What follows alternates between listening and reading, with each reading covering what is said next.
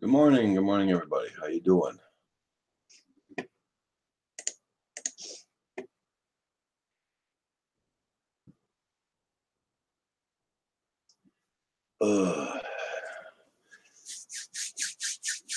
So how much snow did you get down there at Asgard Studios?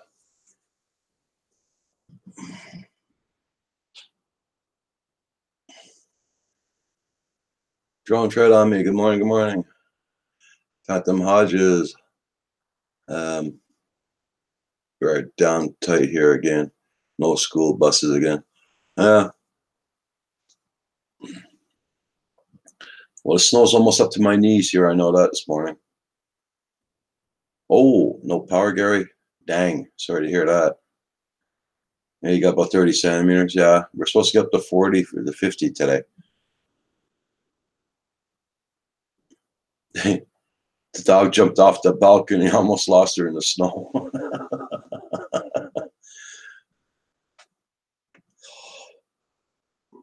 Yeah, we got about a foot, but with the high winds and the drifting there, when you walk in at the, it's almost up to my knees with the drifts.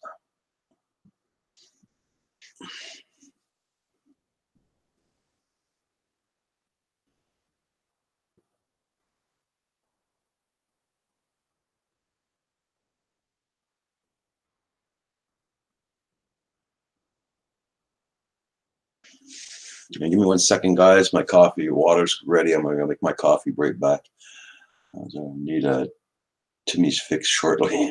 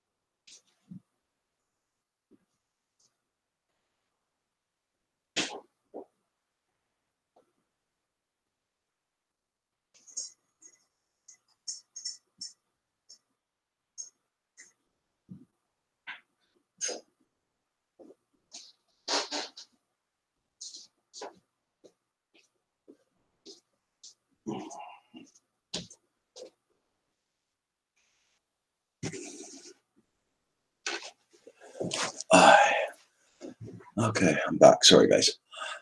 I said to tell you out in the storm did not go well. I got very confused, but yeah, you get snowblind.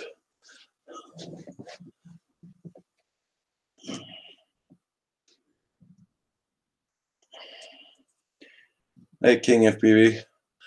Yeah, I'm just glad I don't have to go nowhere. Did everything yesterday.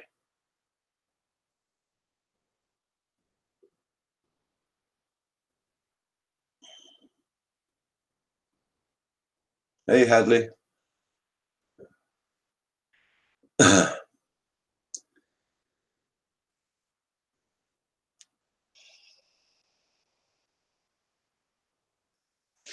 Yeah, I know Kim. He's getting his batteries ready and all that. I think he's got to find some more. He's supposed to get his batteries charged up there. And he's supposed to start whooping them. I'm gonna try to.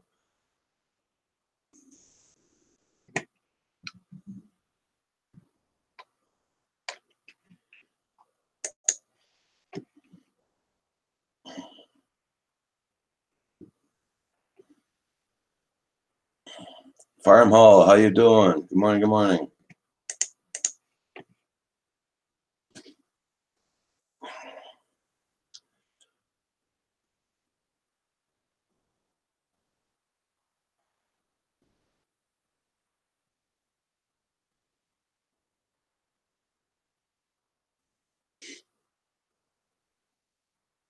Did you get the storm down there too, Farm Hall? Did you get the snowstorm? Carpenter Rick, good morning. You're on your job site this morning, Carpenter Rick?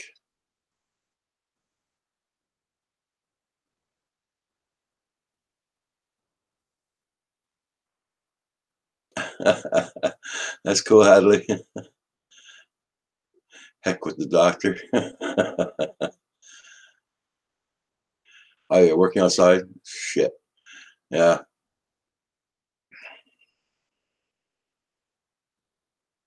You go outdoors here in my driveway, you just walk around the drifts there and it snows up to your knees. Yeah. Mike Lacara. Hi, Mike. How you doing? You got the snowstorm down there, Millie? Yeah.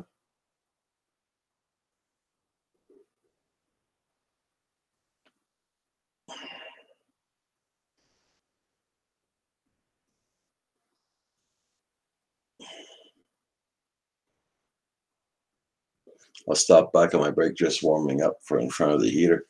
Okay.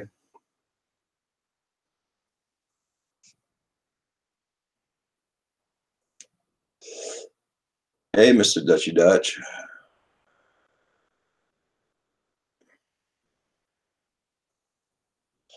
Doing pretty good there, Mr. Dutchy Dutch. Just got a snowstorm there, but doing pretty good. It's still snowing too.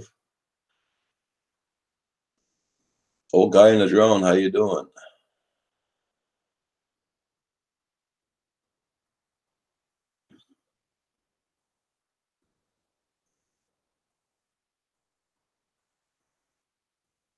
Ultimate YouTube, hey, how you doing? Good morning, everybody.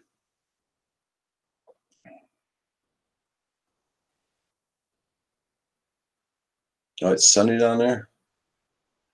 We won't be seeing the sun here until tomorrow, at least, until after the storm.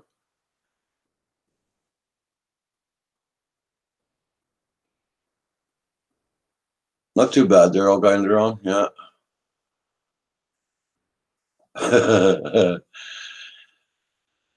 Hadley, nothing here really.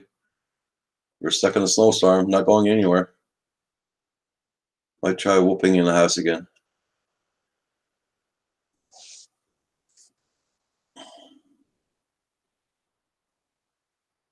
Dr. Drone in the house. How you doing? Hell's Pond.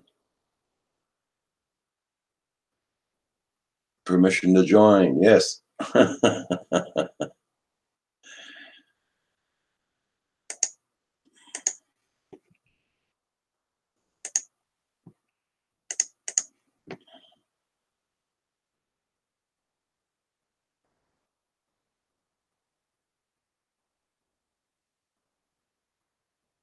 You got hit with a lot of snow in Michigan? Yeah. I hear too, all the schools are closed. All no school buses on the road, nothing. Walker fam, how you doing? You guys had a lot of rain, yeah.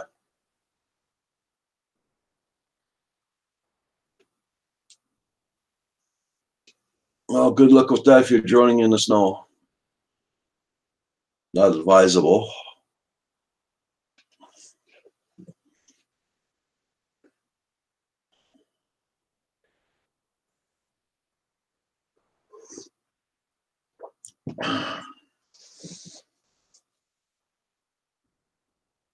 Hey, Star Cop, good morning.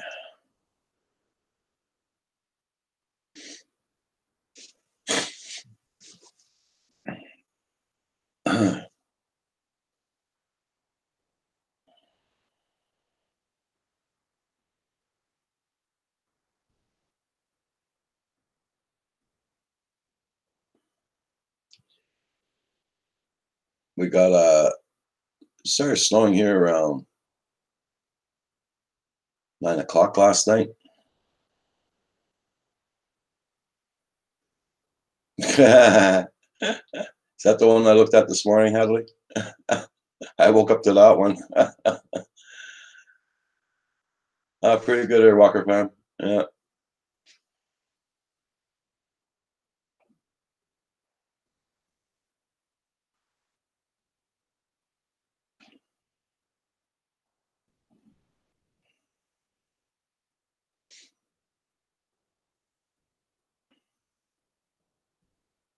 Right now we got about a foot of snow on the ground, but with the high winds and everything, it made snow drifts. So when you walk in it, it's up to almost to your knees in some snow drifts.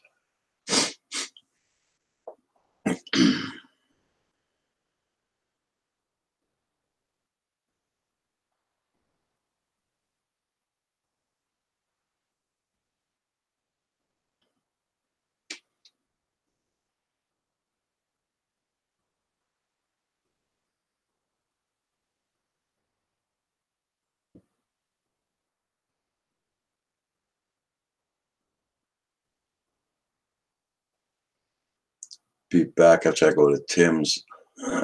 You. Not worth risking my life to go to Tim's this morning here, that's for sure.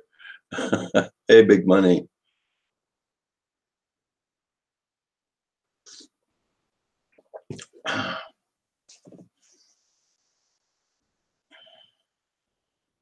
Don't forget, Emily, it's not a sub for sub channel here.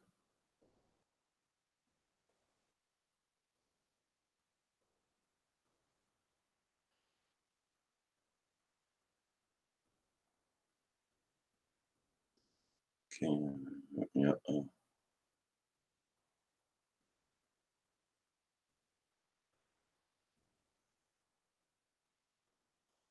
Yeah.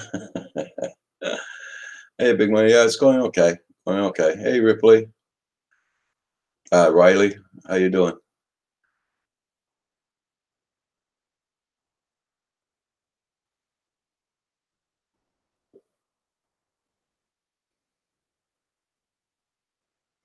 Okay, Walker.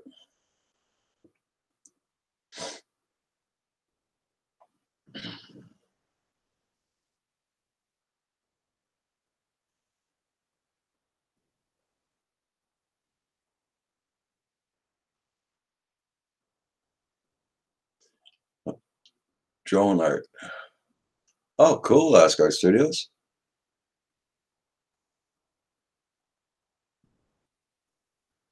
That's cool to hear. They're Asgard Studios, yeah.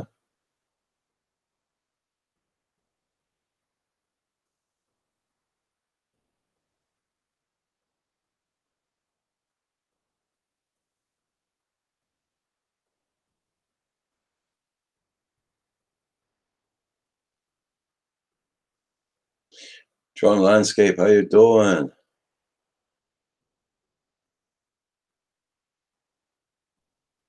Drone Art bought the RC logger, brand new.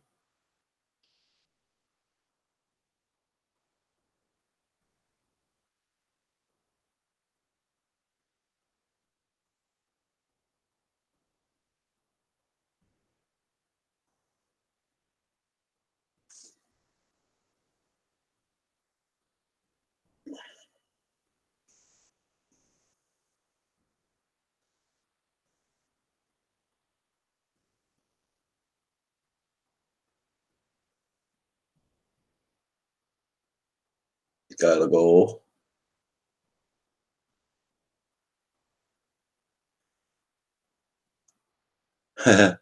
No drone landscapes, no. We got about a foot of snow already this morning. It's not stopped yet. Still coming down. We're gonna have high winds too. We got high winds. Hey, SK, FPV, how you doing? Good morning.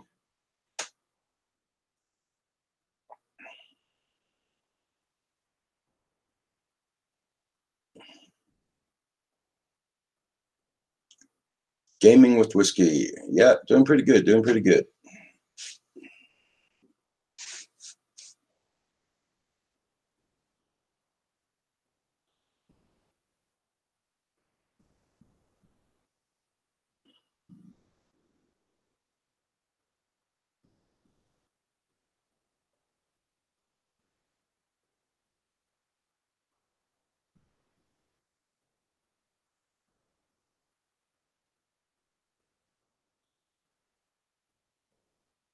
Yeah.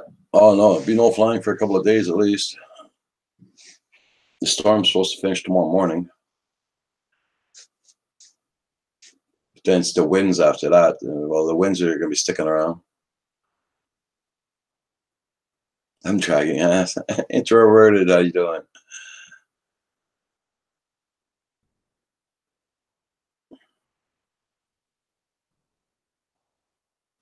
Hello from Nigeria.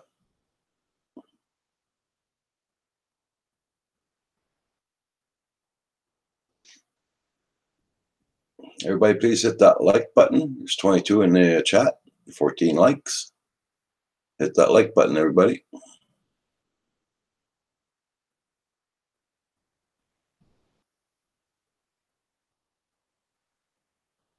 With this, my comments show up. Hadley.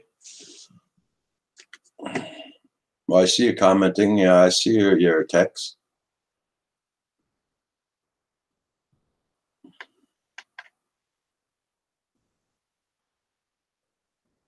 I posted 4 comments and none are showing. Oh, yeah? Huh? Let me see. I'm going to check again. That's weird. I know YouTube's been acting up since yesterday. Well, even before that, but yesterday was getting pretty bad.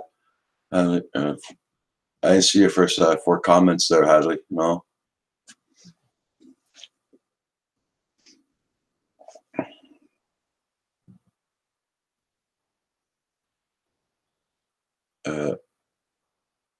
Hail Ascar Studios. Okay.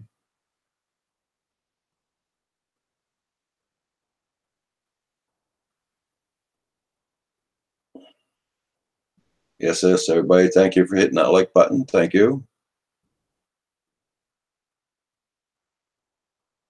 Hey, Gutsy Gear. Oh, I'm the lazy cunt. I don't have any digging to do. I got a big tractor coming to clean the yard out. It's saying error. Try again. That's strange. That's strange.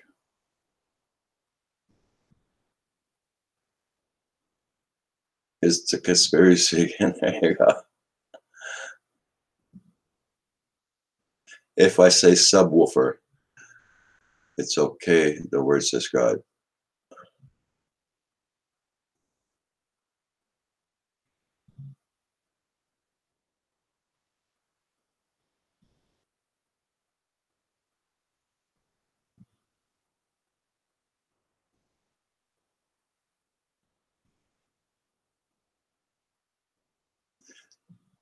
The bot is stopping some certain word.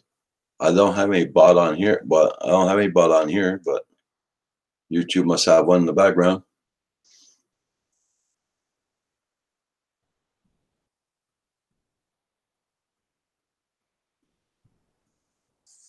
Let me see.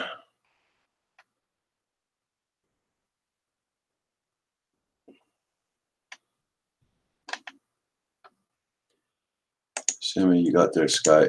SKA. Oh, SKA is at 498. He needs 2 more supporters. SKA, FPV needs 2 more supporters, guys. They have 500.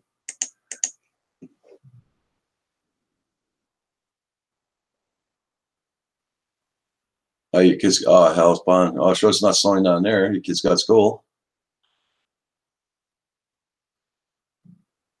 Okay, Joel. Have a good one. Thank you very much for coming in.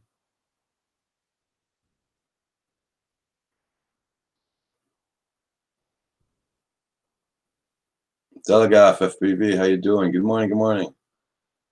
Muscle car appraisals. SKA FPV needs 2 more supporters, guys. There's 500 mark.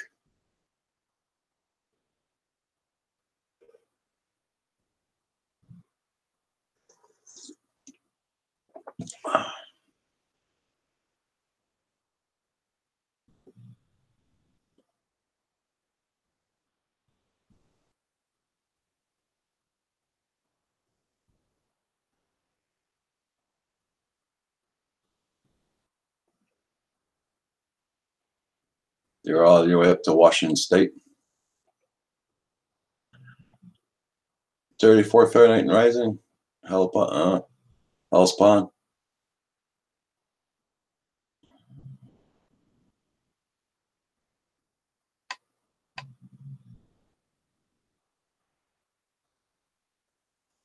Yeah, most likely Dutchy Dutch.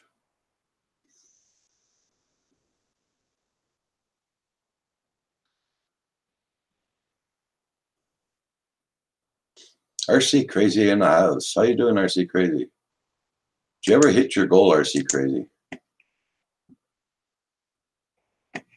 Oh, 899. RC Crazy is at 899. Needs one more to hit his 900. SKA FPV needs two to hit his 500.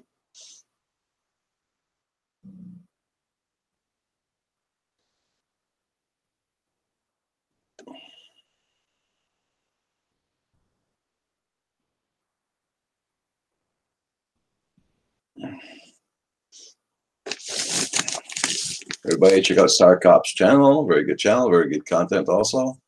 Exploring Ginger, how you doing?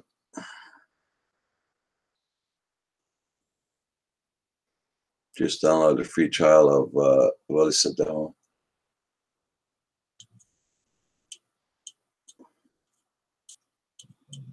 RC Crazy's at 900 now. Congrats, my friend.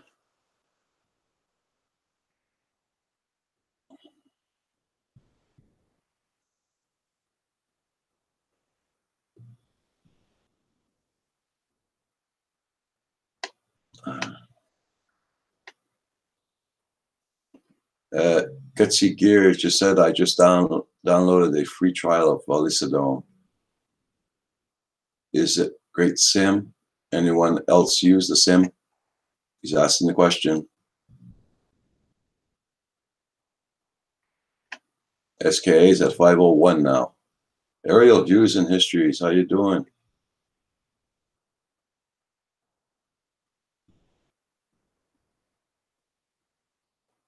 I still need a few for 400. Old guy in a drone. Old guy in the drone's at 394, guys. Needs 6 more to hit his 400 mark. Old guy and a drone.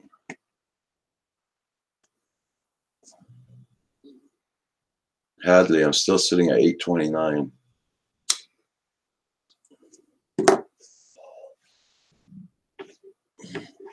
Hey, Drone Landscape. Thank you very much for the thumbs up. Yes, sir.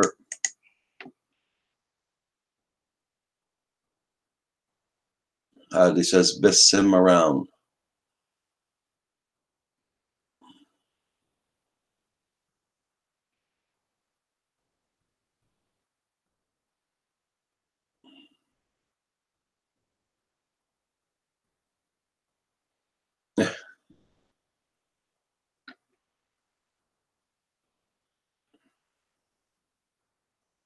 RC Crazy, your storm already finished?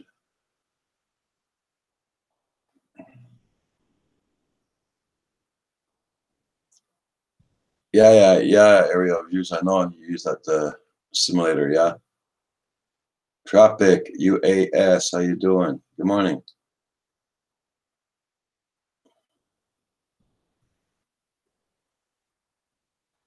Yeah, thank you, the Crazy Gaming. Hugo, how you doing?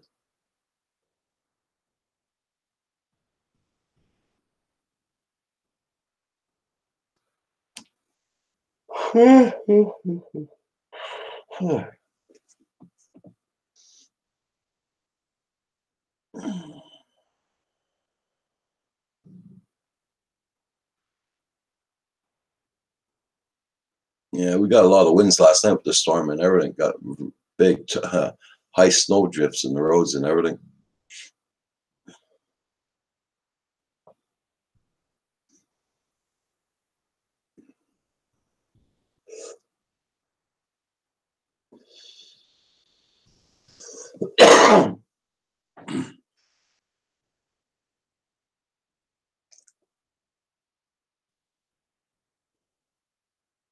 Whoop, found 2 charged packs. Well, I guess I know what you're going to go and do.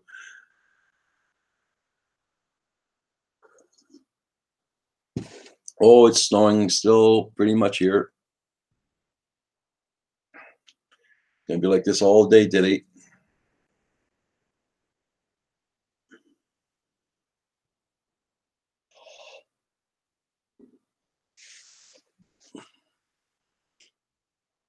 Drones for Gods, how you doing? Hi. Dropping in to say hi and give a good thing, man. This channel rocks. May God bless y'all. Thank you very much, Drones for Gods. Fireworks 13 away from his goal. Hack that fat. How you doing?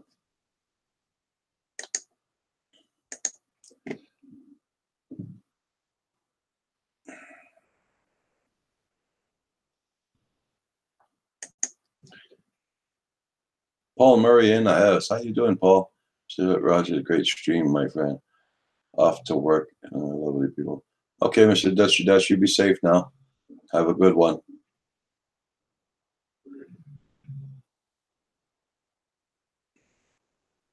Our storm came in pretty hard last night here, Paul Murray. Yeah.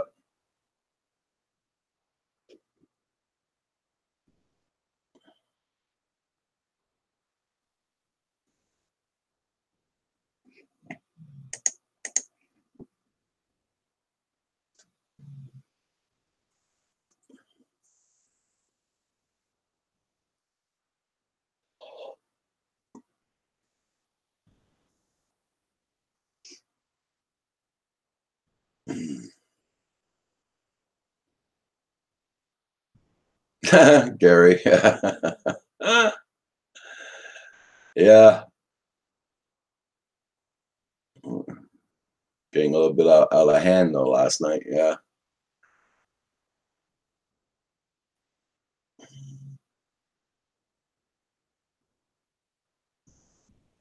I've decided not to have that many people on the chat anymore on a panel.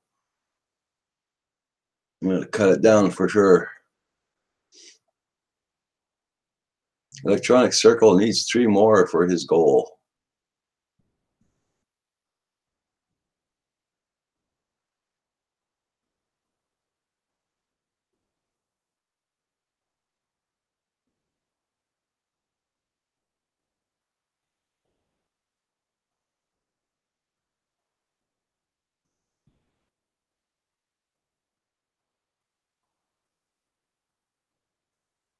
Yeah. Yeah, King, it was.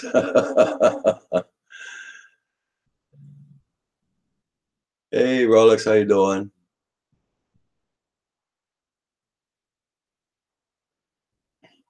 What happened last night?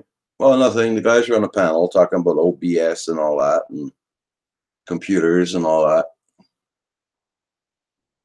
Eventually, we all disagreed to agree or agreed to disagree or whatever. So,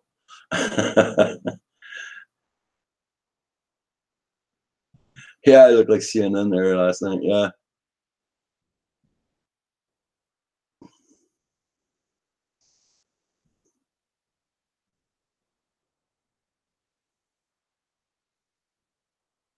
I'm only on the phone. Okay, you got no power this morning, Gary. Yeah.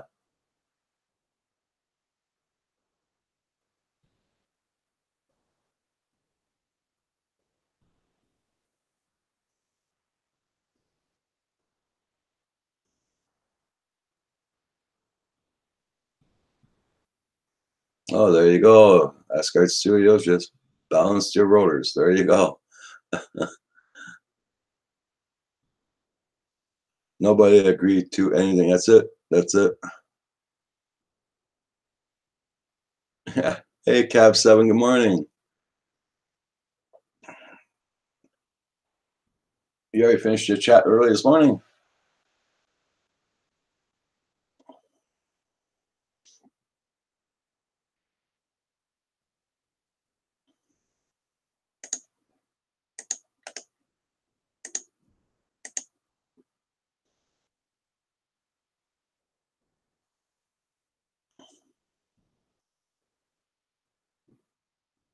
Yeah, panelist conflict. Yeah, that's it.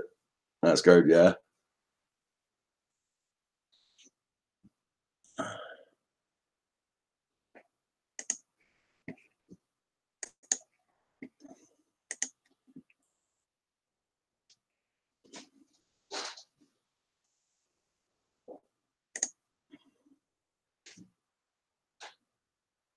Who was on last night? Well, we had quite a few on last night. Yeah.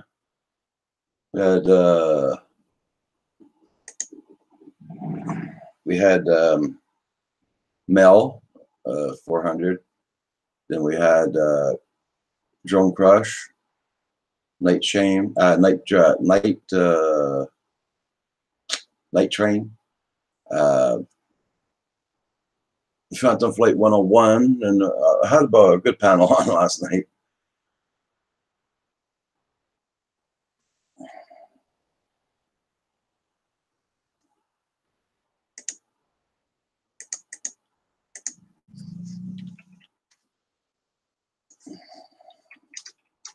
You feeling in shape this morning, Cab 7?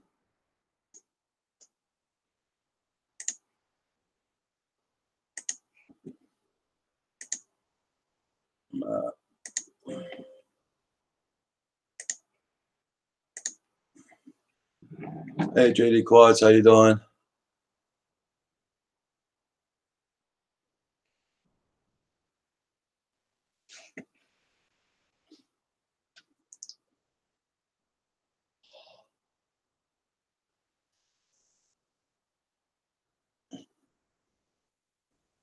If you're up to it, Cab 7, I sent you a link. That's only if you're up to it, my friend.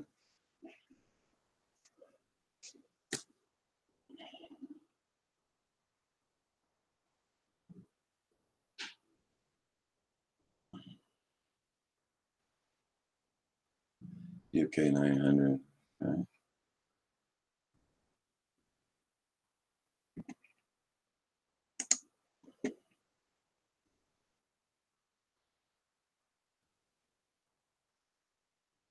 Yeah, that's it. Drone tread on me. Yeah.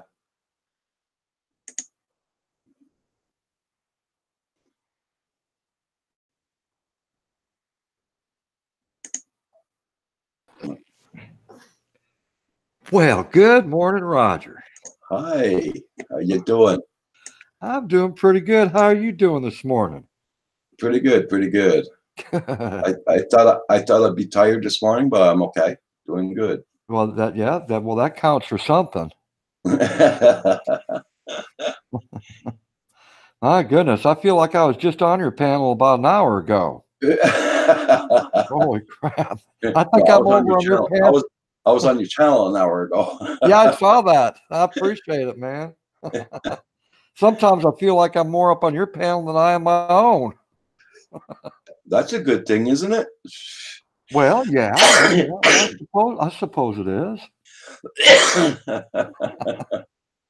Man, I see all the regulars are here this morning. Yep, all our coffee talking people. Oh yeah, that's right. Hey, listen. I don't enforce this at all on anyone. This is just my own belief. But my first belief is coffee. My second belief is a pack of good smokes. Yeah, that's it. Aerial views, how you doing this morning? And Asgard Studios always are Cab 7.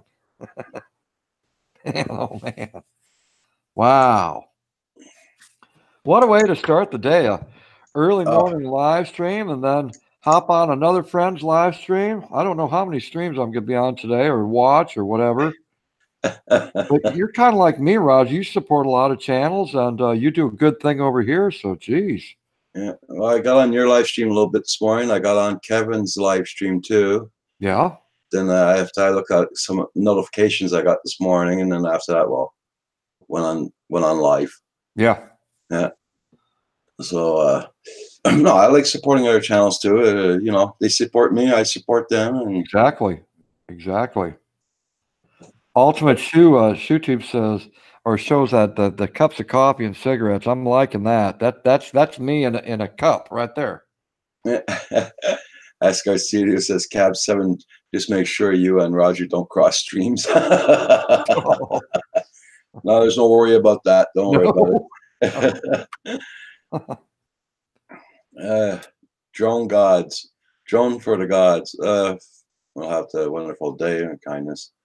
Okay there, drone for gods. You take care. I missed out on that completely.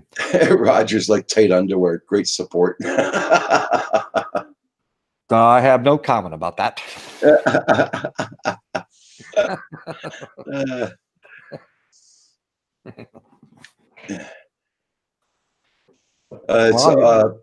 How's your weather down there? Did you get the snowstorm now? Well, they always make it out bigger than what it's actually going to be, so I'm always left disappointed, you know. But they were talking 3 to 5 inches of snow, a total, I think, of 6. And we got 3. That was it. Okay. And then it turned to rain and it froze everything over, so there's a sheen of ice over everything. Ah, But tomorrow, the next day, it's going to melt it pretty much all gone. okay. Yeah. Okay, Hugo. You have a nice day. We got about a foot last night. Another foot? Yeah, with the Wow. high winds and everything. So, Wow. and the wind stopped for now, but they're going to start up again soon. Damn wind. Say JDS guy says he got 50 centimeters. That's over a foot. Same thing here, JDS. Yeah. And I live in the higher elevations too, so. You know, don't you just find yourself saying after the second day of winter, boy, I can't wait until it hits spring? Yeah, that's what we said. Heck yeah, man.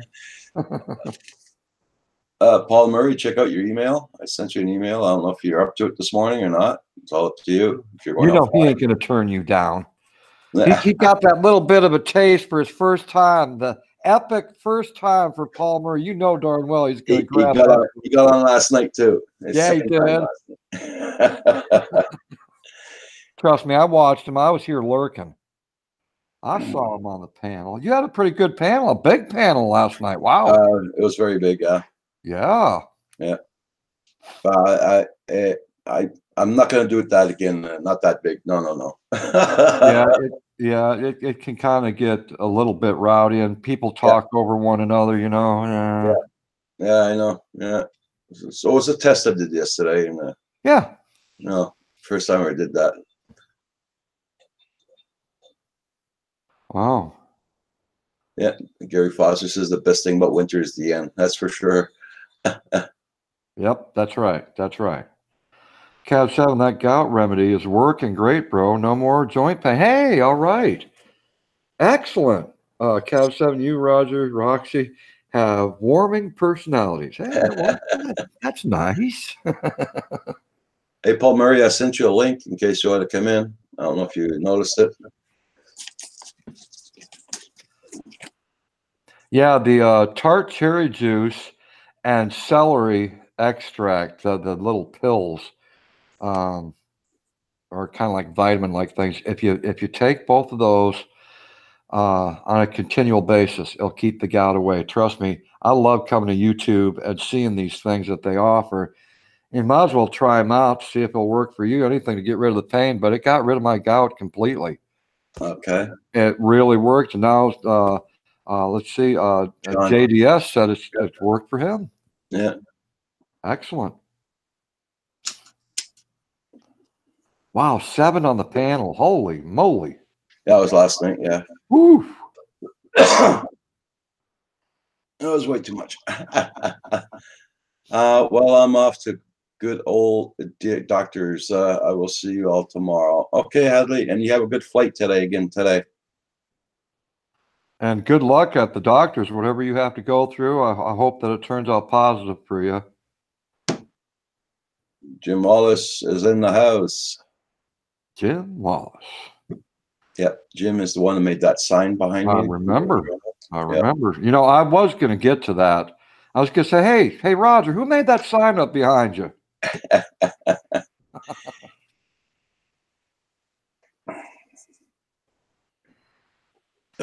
I'm trying to remember who was up on the panel. I know that Paul was, Jim Wallace was, I was, I think Green Bay Wacky, you. Was old guy and a drone up there? Yep. Okay. And I think there was one other person. I can't remember who that was. Paul Murray. Was it Paul Murray, I think? No, I said Paul. Oh, okay. I can't remember who the last person was. I think there was probably 6 of us on that panel. I'm trying to remember myself. Night train. No, we're talking about yesterday morning. That was a fun panel. Yeah. We're talking about the live stream we did yesterday morning at Night Train. Yeah. Yeah, about 25% of that live stream was about drones. The other was just about old men and the problems Yeah, they had. they're gonna start calling this the Canadian what do you call it? Geriatrics. Yeah, there you go. Channel. Yeah.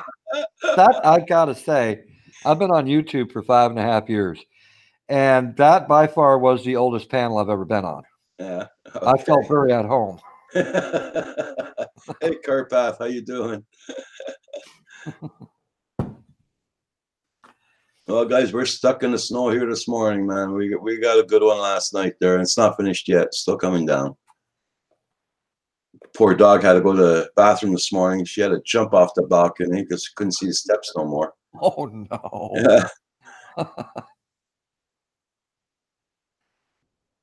I resemble that remark, says Asgard Studios.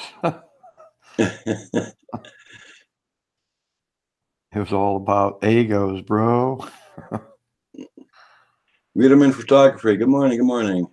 Hey, Wiedemann Photography. How you doing this morning? The Jared All Kids. There you go. I totally agree. Totally. Jim Wallace, always good to see you. Wow. So you haven't seen our good friend Pooja Studios Andrew this morning, have you? No. I haven't seen Andrew yet. No. Uh-oh. Watch Good out. morning. How you doing this morning there, Paul? Hey, I'm doing. I changed hats for you today. Cool. Yeah. You look like a captain of a fishing boat out there in Newfoundland. That's my Greek fisherman's cap. Yep. Oh, Greek. Oh, wow. Nice. I'm not Greek, but yes. You're not Greek, but you proudly display the Greek hat. Exactly. Well, everybody's when you get to be our age, with that going on, we wear caps. I can relate to that one. But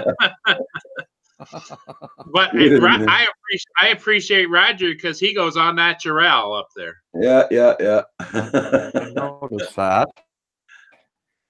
Have as much hair as we do because he went all natural. Yeah. Well, yeah, we keep rubbing it off.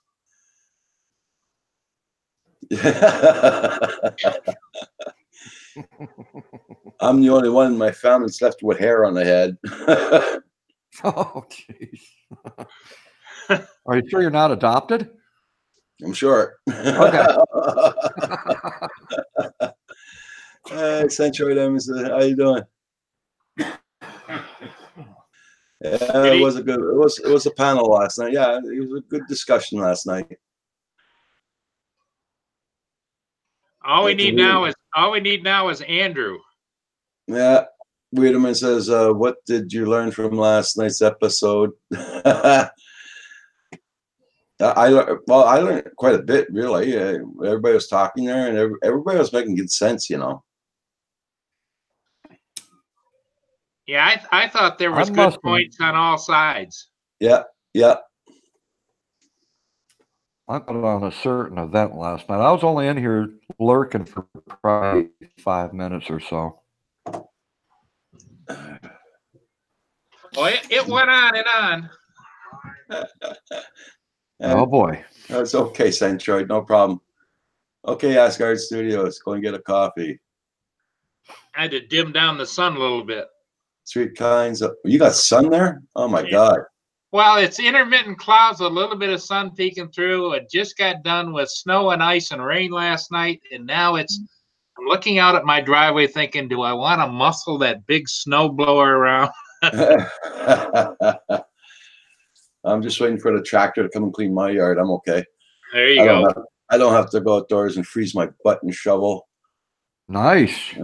Well, Kim goes out and does the shoveling. He loves shoveling, so.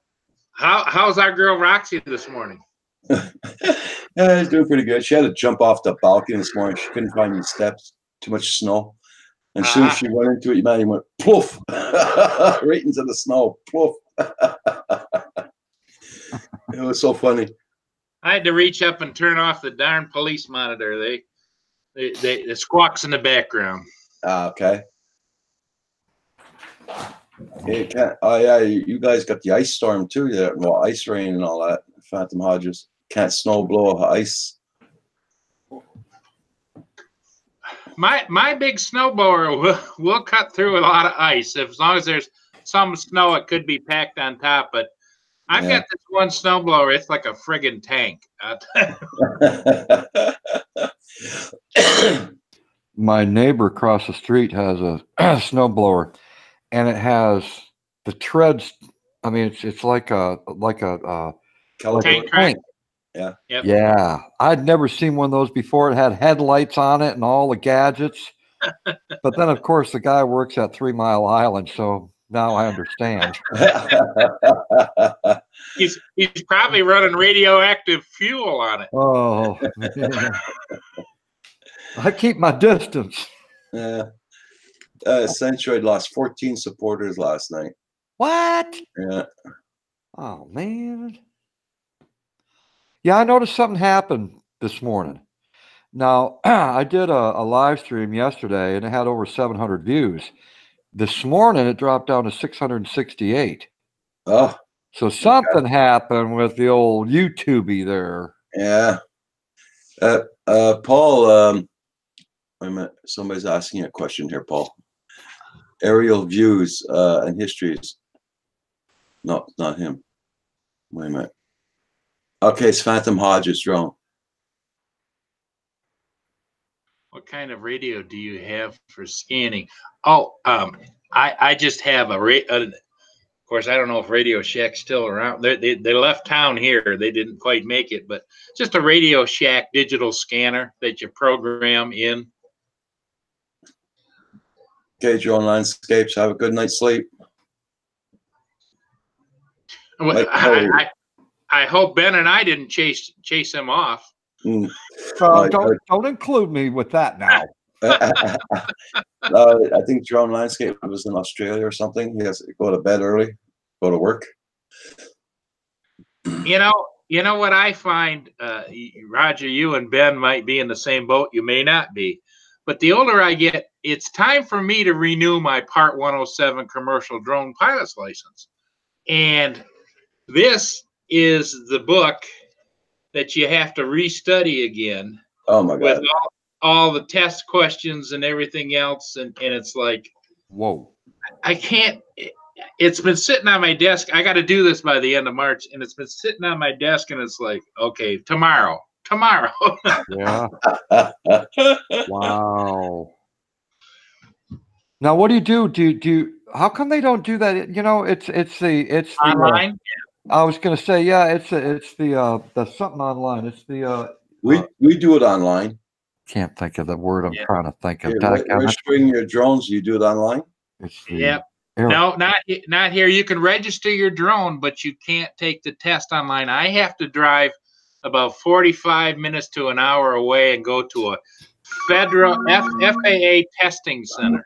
Okay. Yeah, I was going to say it's the era of internet. I don't know why they just don't make it easy on everyone.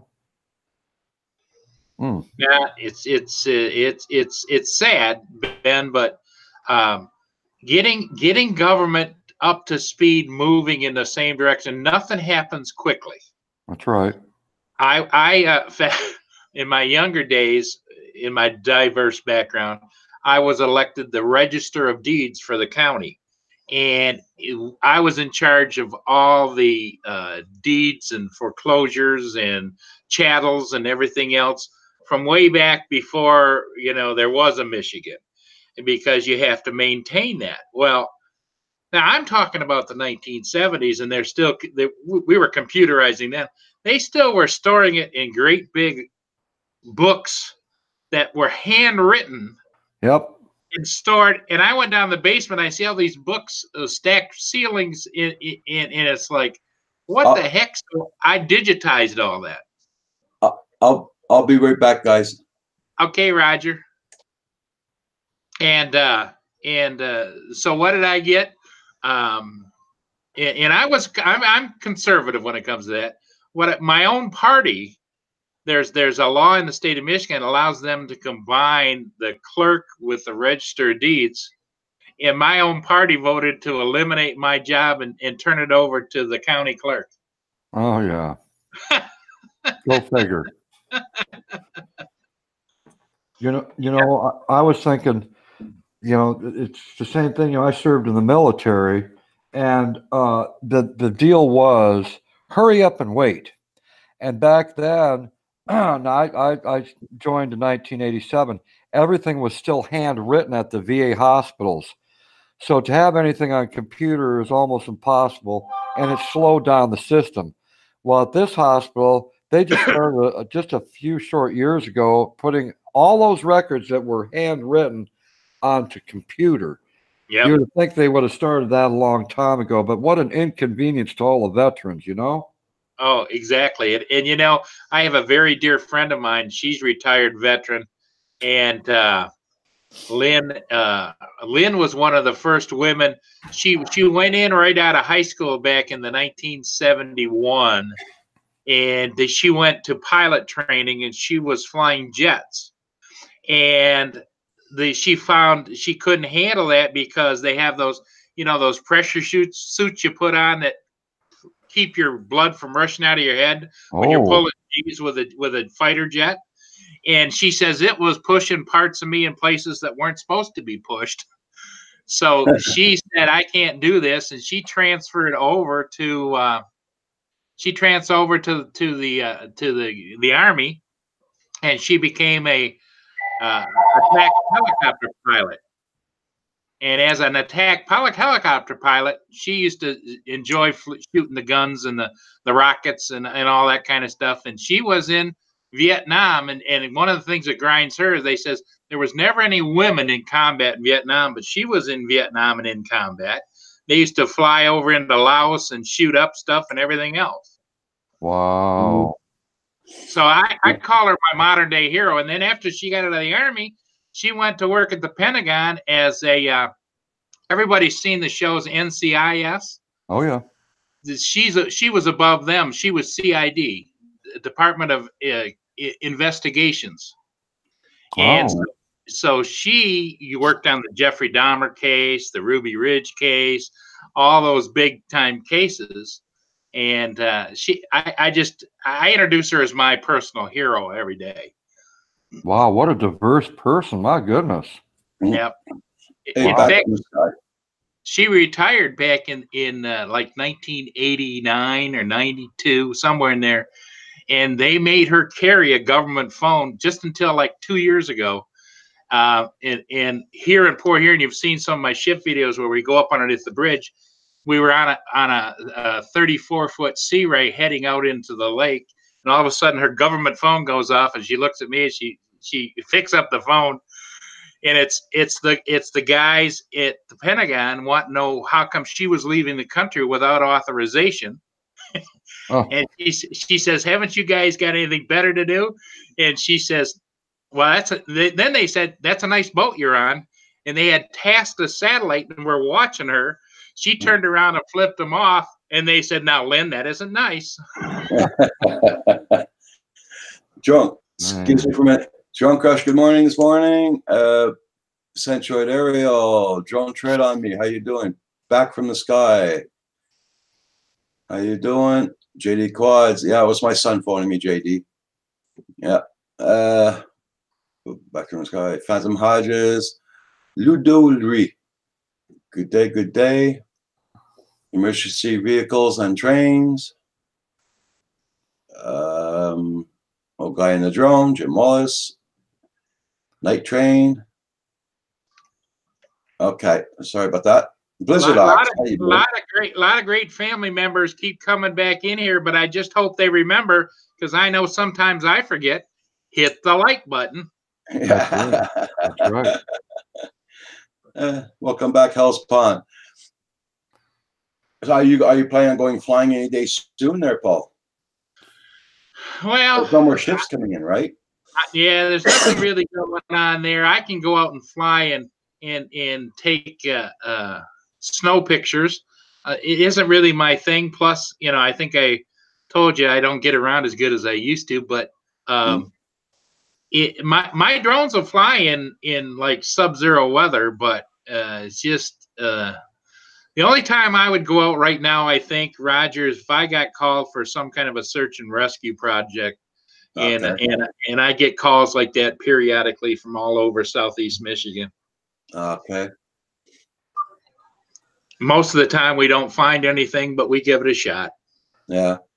Yeah, I night train here too. It's crazy weather with the snow drifts we got from the winds and everything. It's knee-high snow here. So I'm just waiting for my snowplow guy for my driveway to come by, but he might come by only around noon. So if there's any mail, Roger, where you live, does anybody like deliver groceries for you, or can you call and have like pizza delivery, or no, we got to go out and get that all the time. That's why every time I know there's a storm coming, I go to the stores and I go buy my provisions and everything before it hits. Then I can sit home for 4 or 5 days if I want. I don't have to go out. Sure. I'm kind of the same way. I mean, I found what works for me is when I go out grocery shopping, buy a little bit extra, and you'll always have that extra with you. I've got a storeroom on the other side of this garage that has enough there to sustain me for quite a while. So I've always believed in that, being prepared, just in case any event comes along. Yeah, because I got bottled water. I got everything because here we have what do you call that? Artesian wells. Yeah, right. That's what we have. We don't have the town water or nothing. It's artesian wells, and if we lose power or anything, well, you know, at least we got water and all that there, and we got our barbecue and everything. Roger, you've got a great landlord too, right? Yeah. He's always willing to come over with a generator or two. He already had to use the generators here when we had the big ice storm in '98, but I wasn't here, or somebody else was here. So he says there's no problem for generators. He's got 6 of them. So he says, because him too, it's his house, right? He doesn't want his pipes to freeze downstairs or whatever. Sure. We got the heating on downstairs in the basement, but here in the basement, it's like 5 feet high. You can't do nothing downstairs. I got nothing at all downstairs at all. It's all cement, and we got these like the big cobblestones all over on the walls. That's their foundation here. And we got water coming in the basement 7 days a week, summer and winter. It's like a little stream downstairs. And it comes in and goes out again? Yeah, it goes down the drain, goes back outdoors. Wow.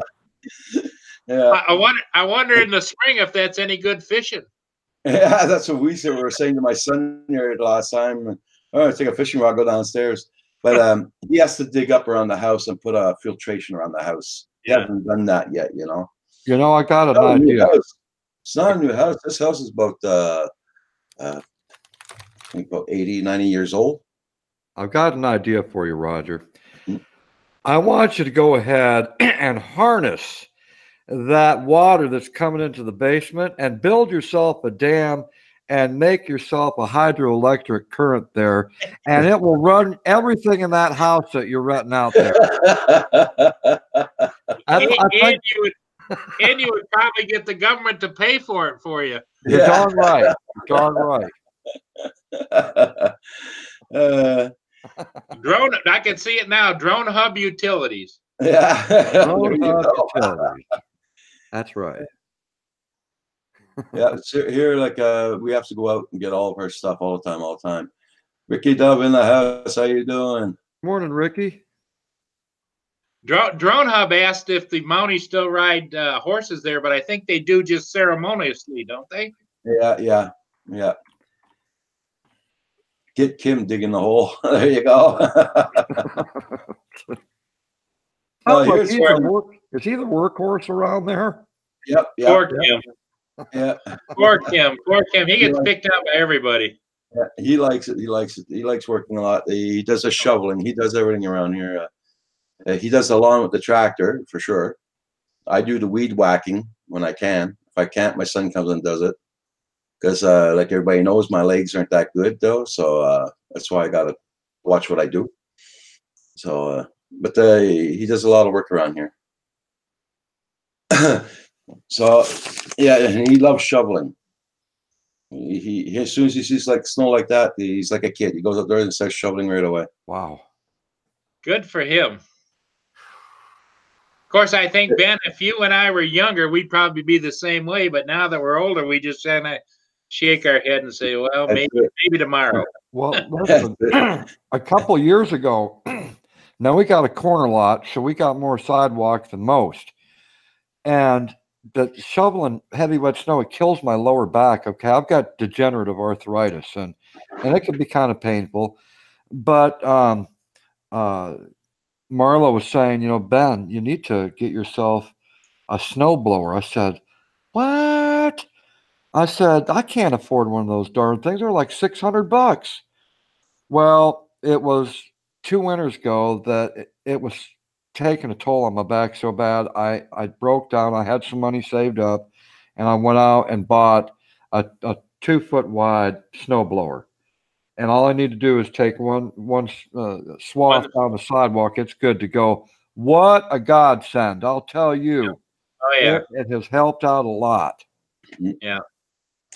Well, you've got a bad back like I do, and even though my big snow blower, you know, and I think it was like $1,500 or whatever it was, it's like it's got an engine from a Volkswagen in it. But anyway, it's just hard to muscle that thing around. It weighs almost 200 pounds, Yeah. and it just tears you up. Yeah, the only problem I have with mine is turning around to do that U-turn to come back. Yeah. You know, down the driveway, what have you. It's not the easiest thing to do. No, what I end up doing, Ben, is when I get to the end, I'll do a little bit, then I'll move it back a little bit and kind of like do a little corner cuts. Yeah. Like until I get an area big enough so I can just turn it around. That's right. That's right. Yep. A donkey and a carrot to move the snow. There you go, Blizzard. King FPV's in the house. Michael Murphy. Jim Wallace wants to know if we remember Sergeant Preston of the Yukon. Yeah, I remember that. Up the cup from Timmy. You didn't win nothing at the roll up the rim from Timmy's. I won a coffee the other day. Yay! Well, if you want a coffee, did you immediately go buy a lottery ticket? No, oh yeah, I already got the lottery ticket the day before. So okay. I still haven't gone check my lottery tickets yet. JDS, I'm probably the worst tutorial person that you've ever met. It sounds like Paul knows his stuff. He'd probably be the better candidate. You know what? In the house. I find that, Ben, the people that do all the work, don't want to be an expert in anything, because exactly that. It's like, you know, people that are carpenters. Hey, can you come over here or a plumber? Hey, I need. Yeah, that's right. That's right. Phantom Hodges, I tell you the truth, I do not know what my elevation is where I live here. Tell you the truth, I really do not know. I never checked in that. I think there's an app on your phone you can get GPS coordinates and elevation, can't you? Actually, yeah. You see this phone here? My son got it for me about a month ago. You're still learning. Yeah, I'm not used to cell phones. I only had a cell phone in my truck in case of an emergency, like for towing as usual, or 911. But I never use it for GPS. I never used it for anything. And he bought me this new phone. Oh, you can do this with it. You got the internet on it and everything. Okay. I'm just learning how to text with it. Well, I know Ben's probably using an iPhone 7 plus, you know, top of the line. Shoot. Yeah. You know what? I'm a cheap bastard, and I traded my Samsung 3 in for the newer version, the Samsung 5. So it's still far from the brand new one. I'm cheap when it comes to stuff. I agree. Yeah. I always used to shake my head at these young kids with $500 sneakers carrying $1,200 cell phones. You know. Yeah. You know, I wasn't spoiled when I was growing up as a kid. My sister and me, we were given chores. And if you wanted to get a payment at the end of the week, which was 50 cents for the both of us each, you did the work. So no matter how much work it was always at 50 cents, and we knew how to use that wisely. Mhm. Yeah, but I grew up back in the days where it was 10 cent small bottles of Coke down at the corner gas station. Heck yeah. Hey, I remember those 10-cent bottles over at the gas station. Yeah. And the gas station here was a small shell station. We know it was locally owned, and they had a candy counter in there. And the kids, we used to go in there and we'd keep. I remember his name was Barney, and he used to work in the garage. We used to keep him at that candy counter, and he'd start to get a little upset. Say, "Come on now, hurry up!" Because they'd walk up and down the glass, and they'd say, "I want one of these," and I want one of those. Hurry up! Hurry up! Well, I remember it was just called the Circle K stores out west. I lived in Montana for 20 years, but it was like a 7-Eleven. And you would walk into that place and they had the penny candy at the very bottom shelf. Yeah. But right there in a little pocket at the end of that candy aisle was those little brown paper bags. So you would fill those up with the penny candy. And you know what got me started on smoking was those darn fake cigarettes. You go, they were gum, right? So you take one of those and it looked like a Pall Mall pack. I Yep. remember them all too well. And it was fun to get puff that smoke out of the darn things, right? Yep. Yep. And of course, it didn't help that both my parents smoked too. But now, who would have invented an idea like that? Society, you know, accepted cigarette smoking back then. Now, today, it's a lot different than what it was back in the 60s and 70s. Okay, Yeah. Blizzard. Yeah, I just Googled it, and it says 584 feet. How many? 584 feet. Oh, wow. Okay. What's my elevation? That's it. That's what I got. Well, you're definitely. I would think that would be considered the lowlands because that's about where I am here, Roger. But you know, I can't imagine, Ben. Maybe you did when you were out west. What was the elevation out there? I mean, I can't imagine those people living at 1,200 feet, 1,400 feet. Yeah, we lived at 3,300 feet. Wow. Yeah, and that was in the plains. Blizzard 700 millimeter here in Alberta.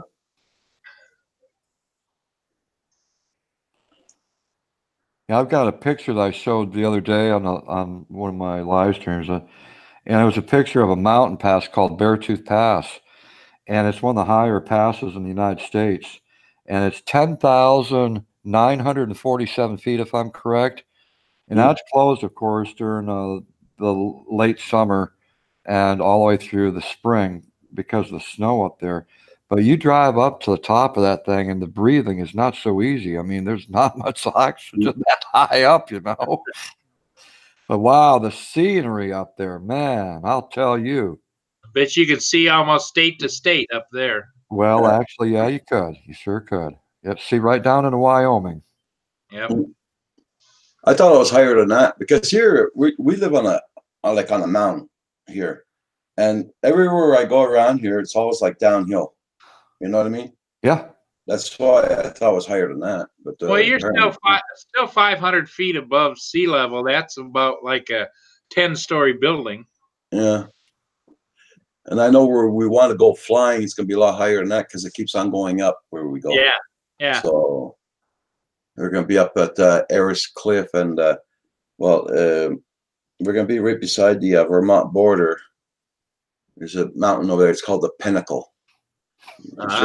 It's not too far away from the Vermont border, and that's where our cottage used to be. You got the Pinnacle, and you had a lake in the front and the cottage, and that's where we're supposed to go flying this summer. Proper FPV says he likes flying through trees. And Yeah. I have never been able to figure that out without crashing. Proper's been hooked up in trees too. Well, I guess that's the young at heart that is willing to go scale trees, track their drones down, and all that kind of stuff. If I ever crashed and had to go find a thing, I'm liable to shrug my shoulders, and say, "Well, maybe somebody will find it." Drone Nut, how you doing? Okay. I'm 10 feet above sea level at the most days, unless it's a hurricane season. Drone tread, okay. One of my goals is this year. My resolution, Ben, is to get you flying. Get me flying. Flying a drone. Oh, you took me back to the 1970s because I was flying high on something else back then. That's like that old song about never having to leave the farm. That's right. That's right. Yeah, yeah. I think what Roger's flying would be perfect for Ben to start his new life as a drone pilot. Yeah. I feel sorry for anyone that's in my way. Well, one thing about drone pilot is in what I've enjoyed. You spend your whole life. We're not trained when we're younger to really use depth perception very well, because it seems like at about 110 feet, 15 feet, it seems to all mesh together, and you don't really see the depth perception. And when you start flying a drone, Roger, you start to learn depth perception real fast, or you're going to end up in a tree somewhere. Yeah, that's for sure. And the stick use actually it helps you with your mind to be able to manipulate your hands, to manipulate that drone out there. I think it helps stimulate everything that usually starts to go downhill when we get older. That's true.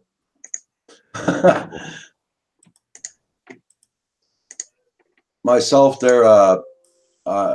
I gotta fly where I can get easy access to if I ever go down or whatever. You know what I mean?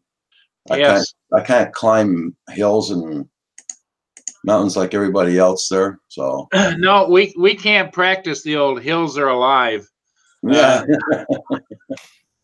Because in my case, the hills would be dead before I got to the top of climbing every mountain. Is my picture when I talk, does it come up on the screen or no? Pardon? When I talk, does it switch on you guys then? Yeah. Okay. Yeah. We see you, and after that, if I talk, everybody sees me, and after that. Yeah, because like when I'm talking, I either see Ben or Roger. I don't see me. So. Okay. Well, that's okay. I see enough of myself every morning in the mirror.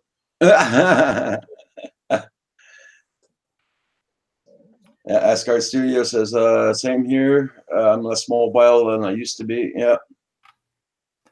Kevin's go at Woes. How you doing?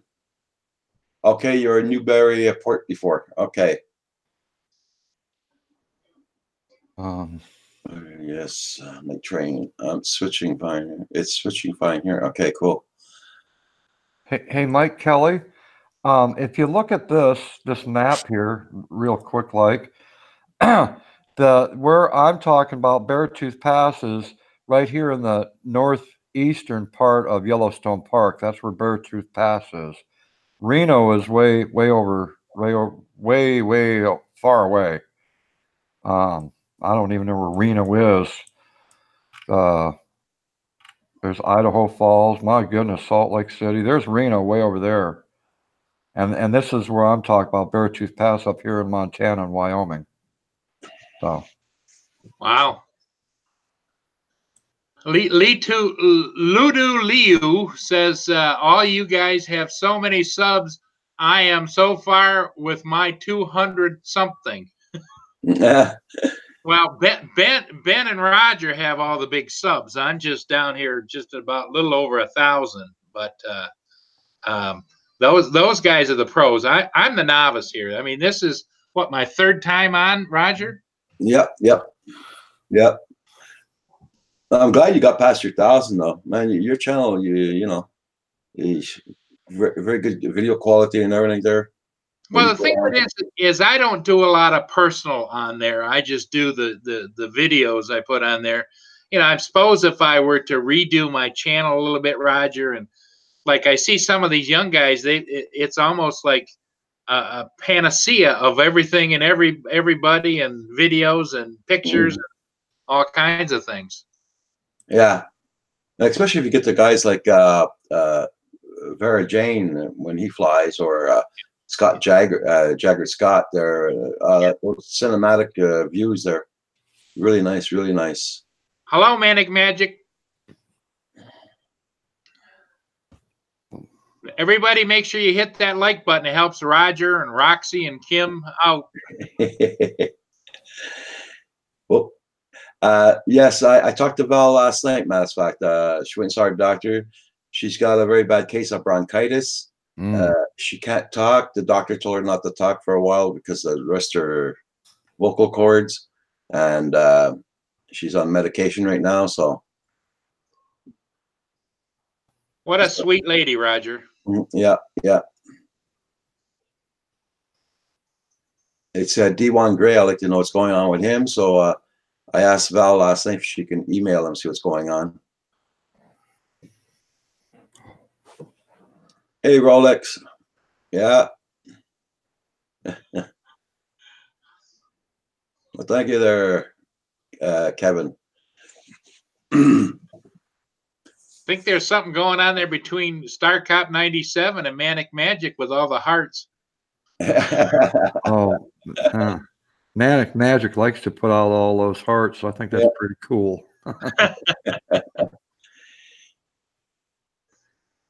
Brent, how you doing? Good morning. Good morning.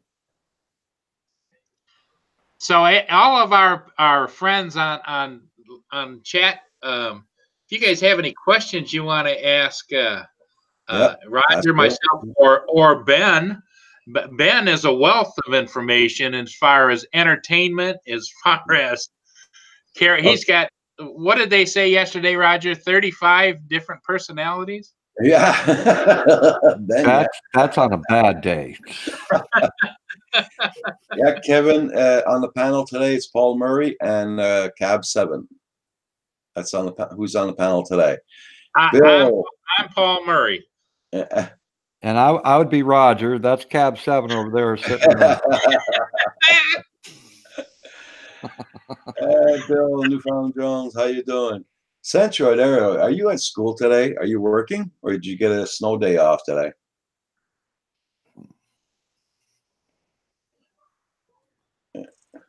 Yeah, Kev 35. Yeah. Centroid must be playing hooky. Yeah. Jake, how you doing? Newfound Drone, hello. Kevin's Chaos, how you doing this morning? Spider FPV, good day, good day. Yes, doing pretty good. Besides the snowstorm here, doing pretty good. The winds changed directions again, so I'm on break like always. There you go, Kevin. That's a funny thing, Roger, about being here on Lake Huron and the St. Clair River.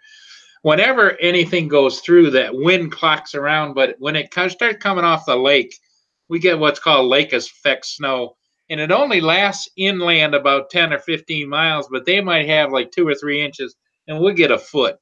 Oh. You know, because it just picks up that moisture and just dumps it. That's right. Yeah. No, I'm in school. Had delay due to ice. So you weren't one of the lucky ones to get a day off. Went for a flight with the typhoon this morning and forgot to press record. I was mad. That happened to me once.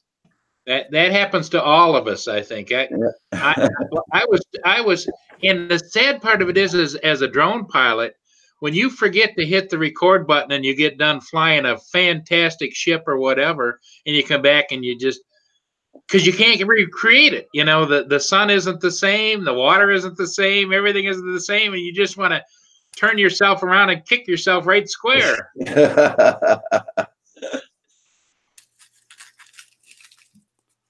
I wonder if Centroid's school district is running into too many snow days or whatever situation. That they're doing that here in Michigan. I don't know about up there where you guys are. I think that they've closed schools now here like 10 days this last month, and I think they only get 7 days for the whole year. Yes, Ludo Louis. Yeah. I understand what you mean. Takes better content. Jake Blackburn in the house. Practicing on the liftoff for racing. Freestyle. Yeah, a lot of guys are using the liftoff. You know, the transmitter and the computer to play liftoff, to race, do racing drones and all that. Gonna have to try that one day, see what it looks like. I got to practice on the whoops, and I got to practice on that too. Roger, I think you and Kim and maybe Ben could be your front guy. Should possibly start a international drone racing association. I'm no good for that. That's for sure. I'm joining your club, Roger. Well, Cav, you could take one of those finish signs, the black and white checkers, and you could wave that around. As long as I don't have arthritis in my elbow that day.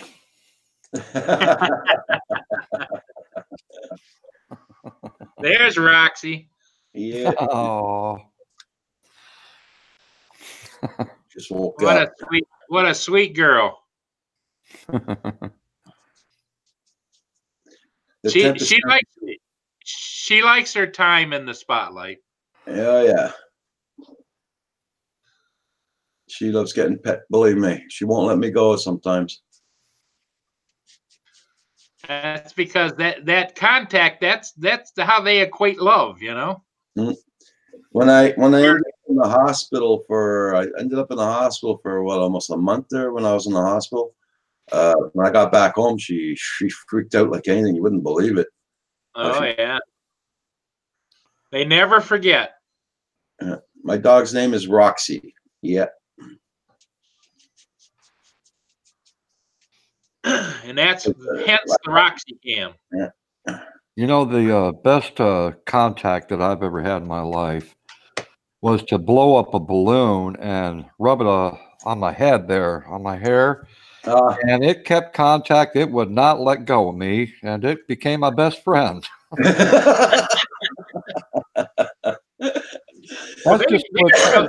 That's for people with no personalities. that could be a little sideline. You could sell balloon pets. It lasted about an hour there, Paul. I owe the state more in taxes than I made.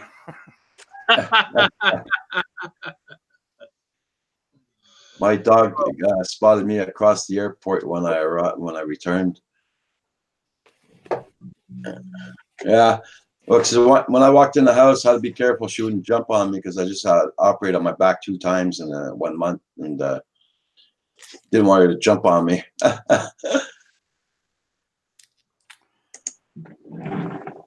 Everybody, if you see somebody new you don't have, make sure you go to their channel and subscribe, and by all means, make sure you click that like button for Roger and Roxy. Roxy just entertained you, so entertain her.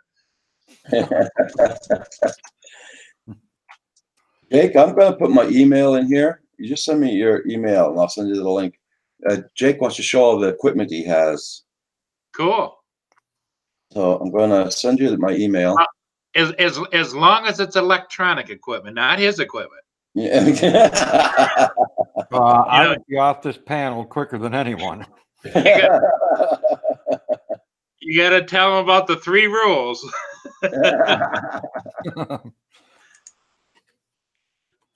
Yep. And that cracks me up about how you get on Green Bay about him and Jeremy. Oh, Ron Jeremy. Yeah. You know, everyone's kind of equated Green Bay Wackamy to Jack Lemmon and Walter Matthau and The Odd Couple. Yep. Yep. I see that, but he goes just absolutely berserk if you bring that. I love it. You're supposed to do that to your best friend. Get their goat. That's the ultimate get 'em. There you go. You should see us go back and forth. Because his expression on his face yesterday, and then when you brought that up, it just completely changed. I thought he was going to freak out and swallow the microphone. Well, he's done that before. He did some ASMR rubbing his mustache against his mic, and he got into it, and it kind of scared me because his eyes were bulging out, and it's like, you're really getting into that, dude. You're kind of scaring me. And then he grabs both sides of his Yeti, and I'm going, wait a second, where are you going with this? Yeah. No. Yeah. Okay, Jake, I sent it to you. Such a bunch on. I'll tell you what. Yesterday, it still was as good, but the night before was just as good. And Roger, your channel is so entertaining to the masses, and we can talk drones and everything else, but I still say everybody wants to have a good time. Yep. That's for sure. You know, we're here to have a good time, and like meeting a lot of people and having a good community, you know. Well, and I want to thank you and Ben and everybody else for allowing me to join in, because I'm just a guy out here in Michigan, and you guys have welcomed me with open arms, and I really do appreciate it.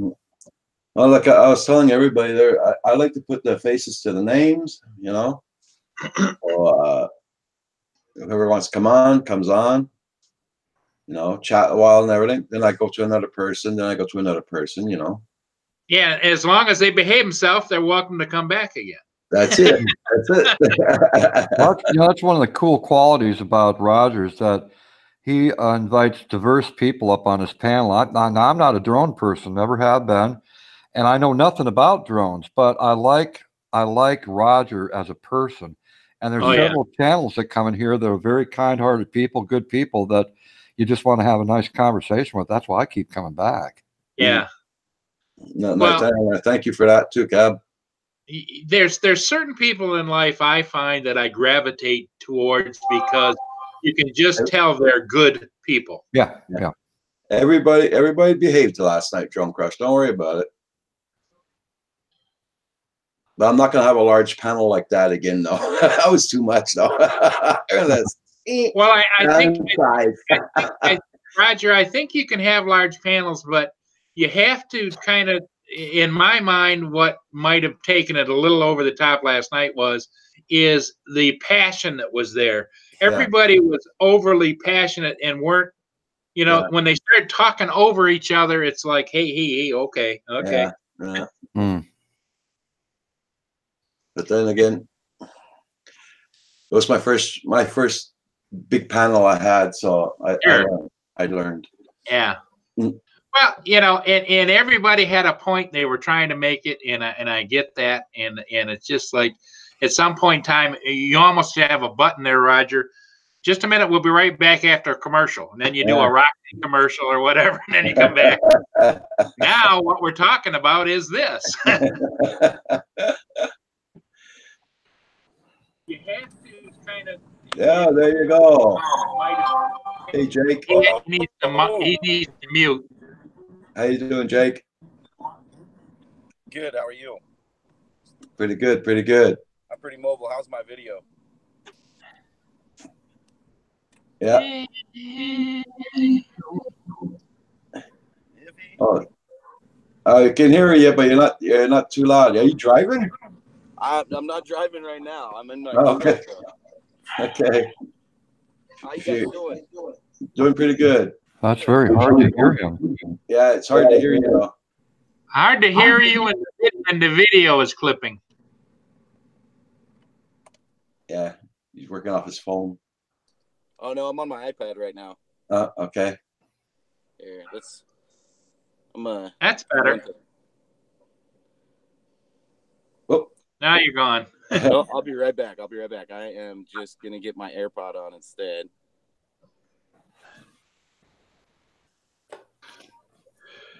Okay, now time for a joke. Alexa, tell me a joke.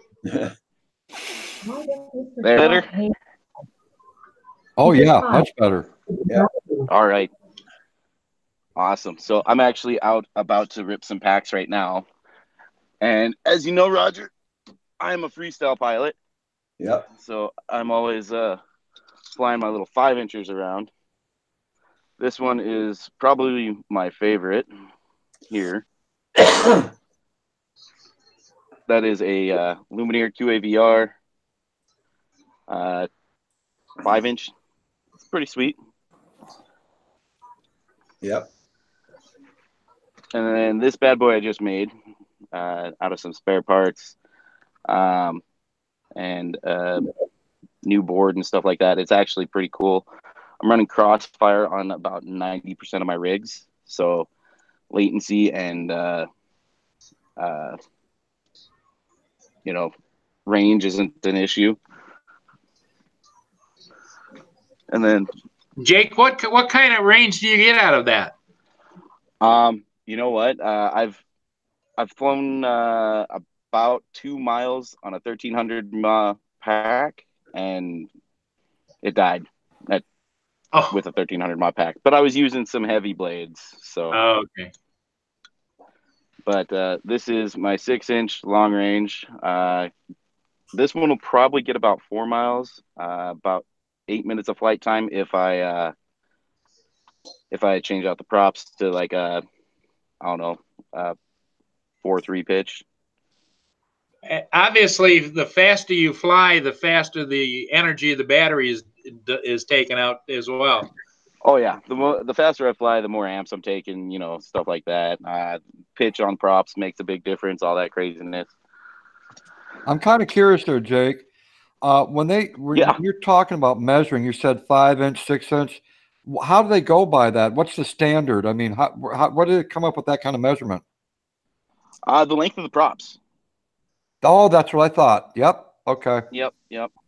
It's the circumference, right, Jake? It isn't each individual prop. Exactly. Yep. Okay. This one right now is kind of my baby. I call her Old Faithful right now. I have my Hero 7 Black on here. I always run it with an ND filter now. Just to, I guess it helps with vibration, noise in the video, stuff like that.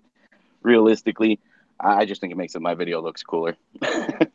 Now, Jake, are you going to be flying in an area with a lot of snow, or are you somewhere else? Actually, I'll show you. I'm going to be flying. Okay.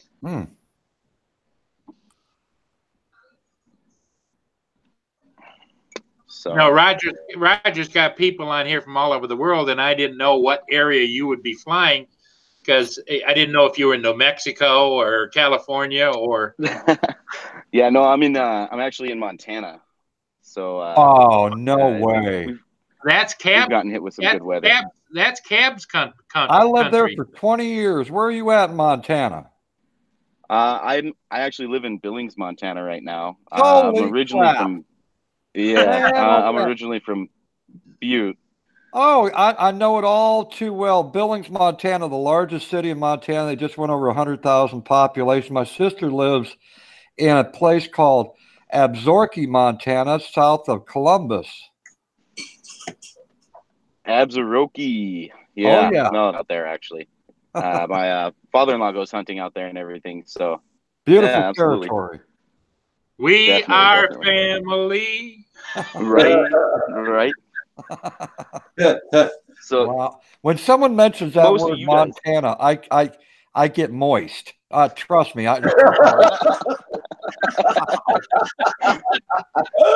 Oh, Beautiful. Oh, God. Beautiful. Jake, I bet Jake, you've never heard that before. Well, usually it's the ends of your pants getting moist from snow and water, but it was good. I like it. well, I've got an enlarged prostate, so sometimes I make mistakes, but that's Oh, that's funny. no, it's funny that you So- should say that. Wow. I lived in Missoula. I worked for the Lolo National Forest Service out there for a couple of years, and I lived in man. Billings for about 4 months, and then I lived in Great Falls. That's where I was stationed at Malmstrom Air Force Base. Mm-hmm. So I know all of Nice, Montana nice. pretty well. Yeah, I've flown Great Falls. I've flown Missoula. I've flown. I fly it all. Bozeman seems to be my favorite right now because just south when you go toward Big Sky and stuff, there's some beautiful Big cliffs and Sky. stuff. So Oh man, absolutely. a great place to do some droning at would be Lone Mountain, which is the ski mountain in Big Sky, Montana. It's beautiful down there. Wow. Oh yeah, definitely. Next week I'm looking to hit up Red Lodge actually. Red Lodge. Oh yeah, so that should be a lot of fun. that's going toward Beartooth Pass. Jake, do you snowboard? I do. Just So actually took my family snowboarding last weekend. So you use the follow me with the Phantom? Not yet. I'm more. I've got a lot of these. I don't have a Phantom yet. Okay. I'll definitely have a new Phantom here probably in a couple weeks. I'm still debating on which one I want to get, whether I want the Zoom or just a regular, or not Phantom, Mavic. The Mavic 2s, yeah. I have both the Mavic Zoom and the Mavic Enterprise. And I didn't go for the Hasselblad because I'm not into the Zoom takes fantastic video and photos all on its own, but I'm not into color grading and all of that fancy stuff. So I didn't feel I really needed that much of a higher quality camera. But I wanted to be able to zoom in and out, Like me, I don't know how to do editing or nothing like Oh, that. yeah. So once I start flying and I doing have more played filming, with I the will start Mavic editing. a little bit and everything. Cab 7 used to fly those big government drones. I need to. That's going to be a whole new realm. Yeah, they're called a helicopter. No, eventually I want to work my way up to what is that? The M700. There you go. So or that the should or be the 210 or the 210. The 210. Which one is that? That's the one that you'll see a lot of commercial guys that do commercial work, and they hang 2 or 3 cameras on it, and they got batteries the size of motorcycle batteries on it. Yes, something like that. I want to eventually get to something like that. Do But inspections. they're so darn expensive. Oh yeah, yeah. You can spend $50,000 to $100,000 easy. Oh my God. Oh yeah. I've seen Cab will go partners with you. He'll write you a check. Done. I'm not allowed to write checks anymore. Ben, they took your checkbook away at the home, right? That was the smartest thing that they could have did. Well, I'm gonna rip some packs. I don't know if you guys want to hang around while I do it, or we're Ben and I are almost up for everything. It's Roger. You gotta please. Oh, I don't mind. I don't mind if it's. All right. So I'm just gonna load up.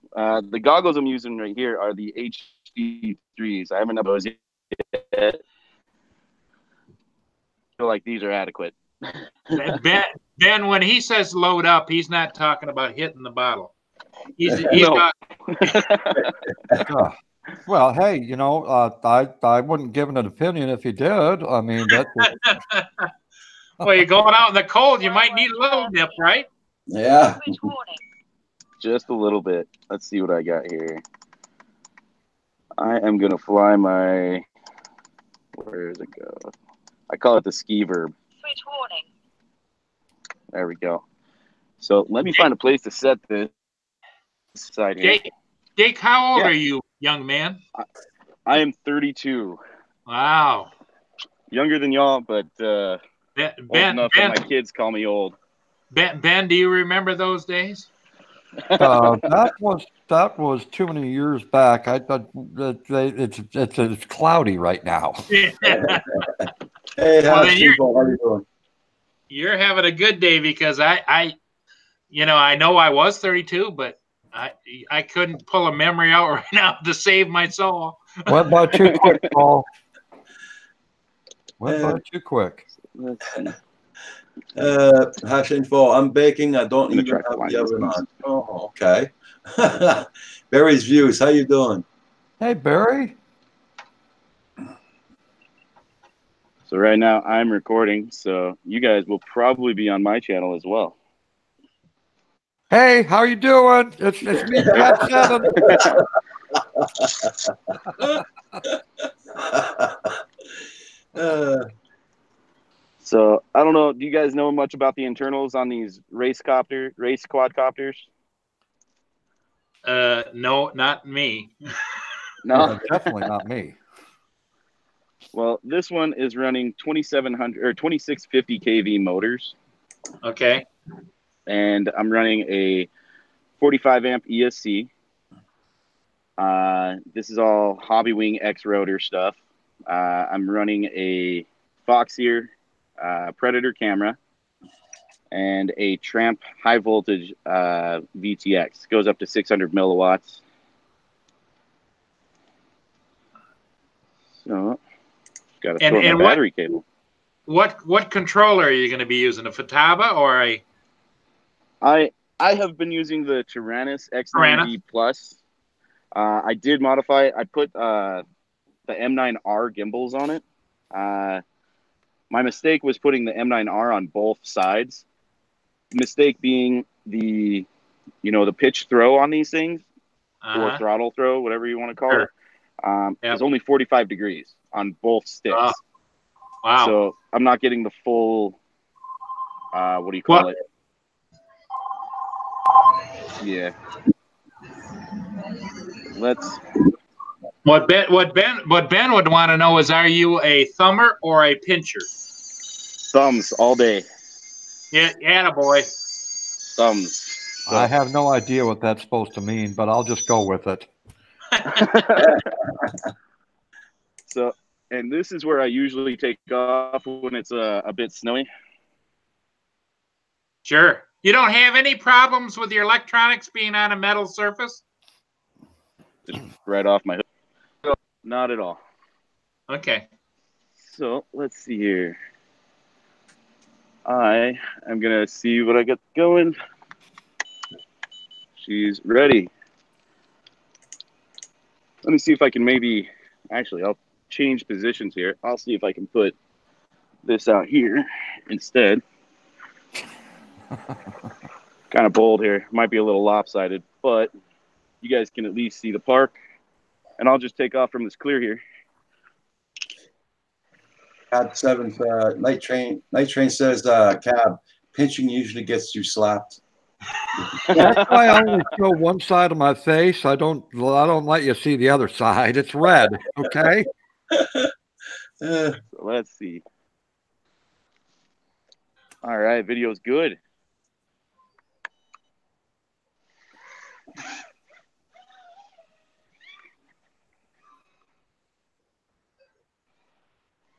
Barry, we're having a snowstorm right now. We got about 50 centimeters of snow since last night, and we're getting more. And for all the people on there, Jake is flying out in Montana, which is Cab 7 stomping ground. Oh yeah. Yep. I'm trying to talk at the same time. It's kind of weird. You guys can still hear me though, right? Yeah, we can still hear you. All right. I have you on my Bluetooth, so. King FPV says, I got in 5 batteries this morning while you guys have been jabbering. There you go. Oh, this is so much different. I need to stop playing liftoff because this feels completely different.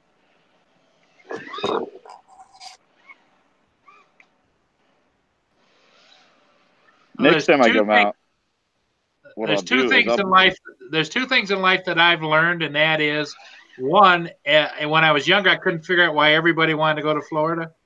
But the second thing is that as we get older, I understand the word voyeurism.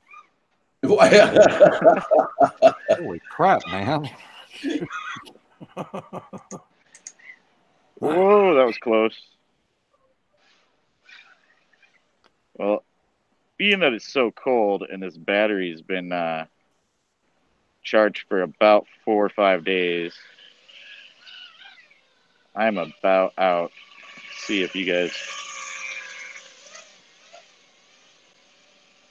can you see it? No? Okay, now we see it. Yeah. Yeah, it's a little bit low. Take it up just a smidge. There you go. Check that out. All right, I'm gonna land her.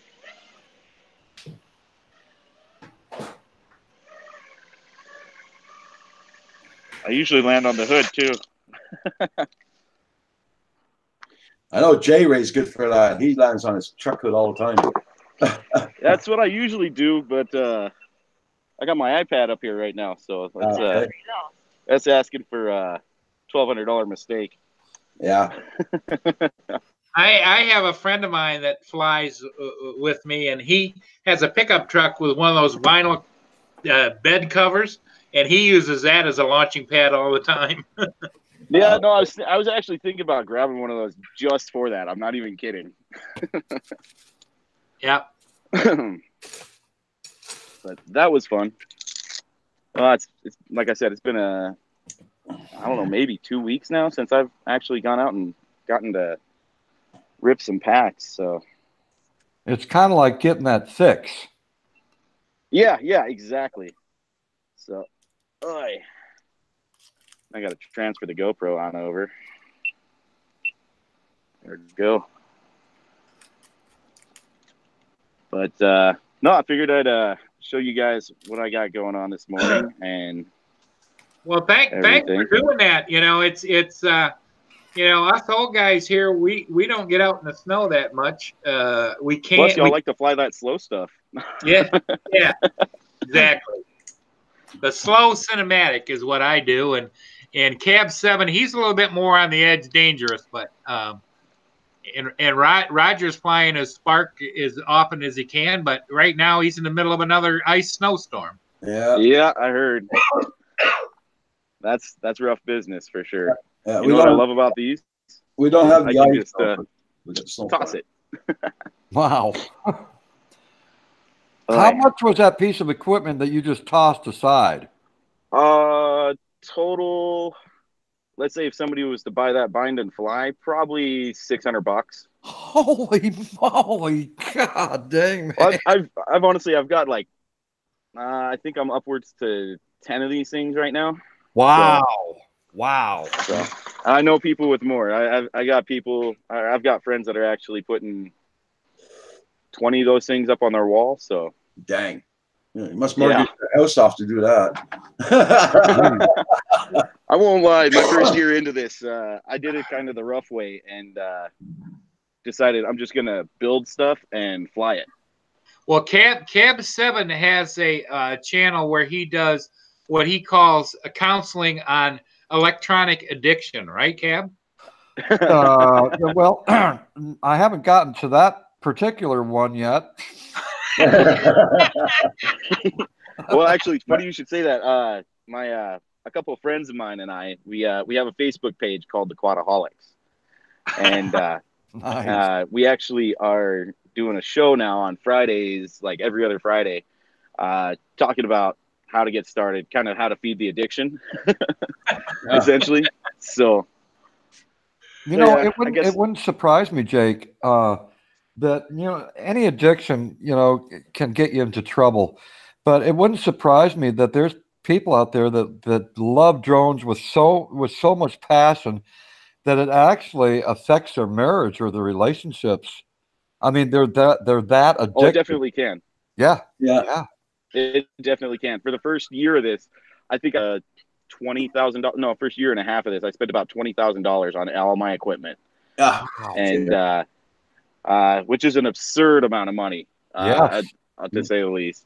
And yeah, my wife and I, we've gotten into some arguments about this stuff. So, well, Jake, maybe you and your friend should come up with a checklist of the 10 things. If you answer all of these yes, you got a problem. yeah, no doubt, no doubt. We're trying to come up with a 12-step program. Well, you know, I think the number one statement would be as a droner would be, I'm heading out. I'll be back in a little while. Mm. I mean, because you're constantly, that's where you go. You go outdoors to fly your drone, you know? So when you're telling your spouse, hey, I'll be back, I'm going to go fly the drone. That's probably the thing they hate the most to hear. No, my wife used to. Absolutely. She's become really, really supportive of it. Especially, I'm doing my Part 107 test here first week of March. And I'm actually going to start using this for a lot more, I don't know, business purpose, more Yeah. business purpose. Real estate inspections. Yeah, whether it's real estate, my main bit I want to get into is probably action cinematography. Sure. So, you know, following cars, following dirt bikes, which being that you lived in Billings, you know, dirt bikes and cars are a big thing here, you know. Oh, so, yeah. Oh, yeah. Yep. Well, Jake, did you study your 107 online or on a course or? You're going to laugh. I actually bought an app on my phone. Sure. And that's definitely helped me a ton. The only thing I'm having a little bit of issue with, and I got to study real hard for the next couple of weeks, is what are they called? The chart maps. The mapping and weather and that kind of thing. Yeah. That's the weather and stuff like that I can get pretty well. But those maps, those darn maps with the elevation, knowing your longitude and latitude measurements, stuff like that. That is. Yep. I don't know why, but I just can't get the grasp of it 100%. King FPV said that. He said, study your topographical maps, airspace, and symbols. Mm-hmm. Yep. No, absolutely. I'm up for renewal on my 107, and I was just telling the guys earlier that I have to, at the end of next month, take my 107 reoccurrence, and I learned it by just going on YouTube and studying over and over. There's a whole bunch of different guys. If you put in Part 107, they'll teach you the basics on there, and you just watch them over and over and read and watch and study, and you'll do good. But what I found this year interesting, Jake, you can't see it, but here's a Part 107 guide that's put out by Paul Aiken over at Drone U. And you can buy it on online. Actually, Amazon has it, and it's got all the test questions and the charting and everything else in it, and the answers. So if you say you can't do it, you can do it.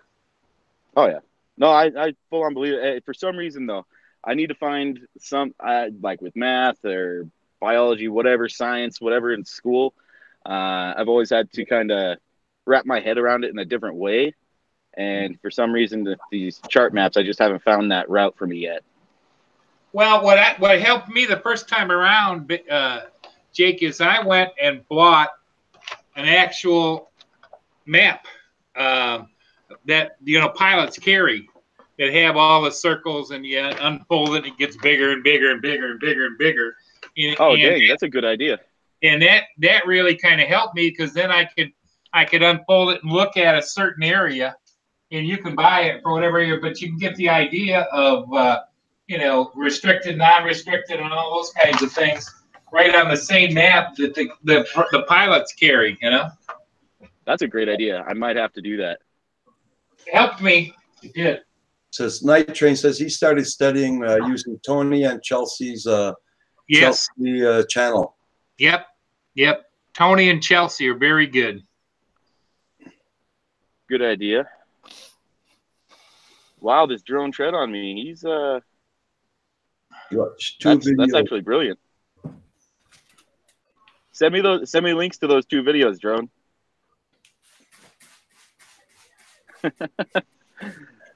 But no, thanks for the advice. I really appreciate it. I could use all the advice out there, of course. So Will you be sure and let us know after you pass? Roger, oh, absolutely. Roger will throw an online party. Absolutely. You know, Roger, I'm here just about every day. Oh yeah. Oh yeah. So. And Roxy wishes you well. It took her a bit, but she passed hers as well. Nice. Awesome. Well, guys, I'm going to go ahead and rip a couple more packs and everything. I got to get to work here in about 25 minutes. So okay. I will check you guys later. Thanks again. Great talking with you, Jake. Absolutely. You too, guys. Thanks for letting me rip a pack with y'all. Have a good one, Jake. All right. Take care. What a nice young man. It's a hell of a hobby, but when you want to go for your 107, like Phantom Hodges drone says, half of the tests here in Canada are for airplanes, not drones. Yep. You know? Yeah, they're almost like, you know, when government does stuff, they almost are forcing you to be a private pilot, even though, yes, we do occupy some of the same space, but I'm not up at 12,000 feet or 11,000 feet or calling in for ground control or landing permission or whatever, you know? Yeah, that's it. But, you know, it's like us, our drone, we'll never go up to 12,000 feet. But why do we have to have a test? It's many of our planes. That's what I don't understand. Yeah. Well, maybe someday it'll evolve, Roger, but Yeah. But right, what I've understand is if I have any questions about airspace, I'm going to defer it over to Ben. Well, as a former air traffic controller, yeah, I have a lot of technology in that field. So yeah, you're exactly right. Directing people to come my way. Most of those airports have been closed down, but oh my God! I have to laugh. Some of the younger people will say, "Well, when you were younger, were they still biplanes, and did you spin the props to get them started?" Yeah, that's funny that you should say that because I had the pleasure of driving down the Outer Banks of North Carolina, and I got to go to the Wright Brothers museum and where they did their very first flight, and I took that tour. That to go back in time and walk into their actual studio where they created all that. That is it. I don't care if you're a droner or someone that likes to fly the model planes and stuff. That is one place people have to check out. That is really cool. Well, Ben, a serious question is, since you've been there, and I have never been lucky enough, is there a town called Kitty Hawk, or is that just the location of No, Kitty there's Hawk? an actual town called Kitty Hawk. That's right. Okay. Yeah. Okay.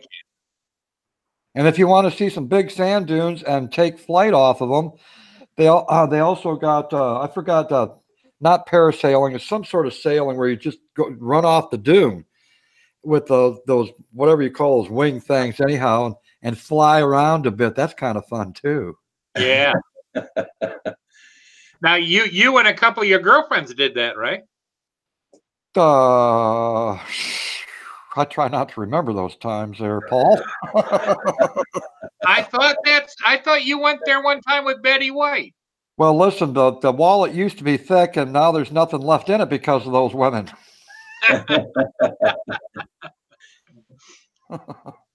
The hang gliders. Hang gliders, yes, exactly. Yep. Excuse me a minute, guys. I got to do an old man run to the loo. No problem.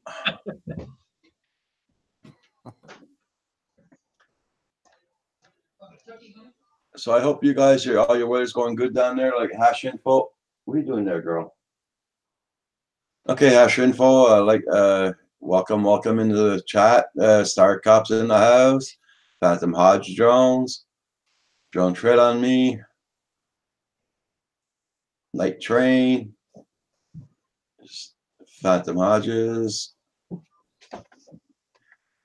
I'm glad everybody's in here this morning.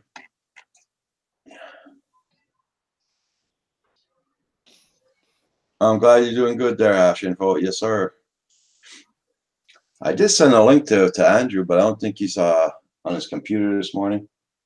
Oh, yeah, today's Wednesday. Yeah, huh. I don't know if he's on this afternoon or not there, but well, you know what's going to happen once you get him up on the panel if he comes. yeah. We got that rapport between the both of us. Yeah, you see Roxy? Yeah, she's doing good. She's doing good. She's she's doing a lot better now. She's barking at her food and playing with her toys. My answer to you, Star Cop, would be blades.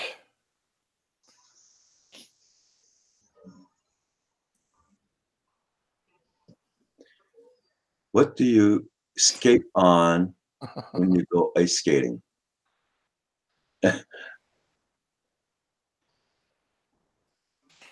Wrong. What?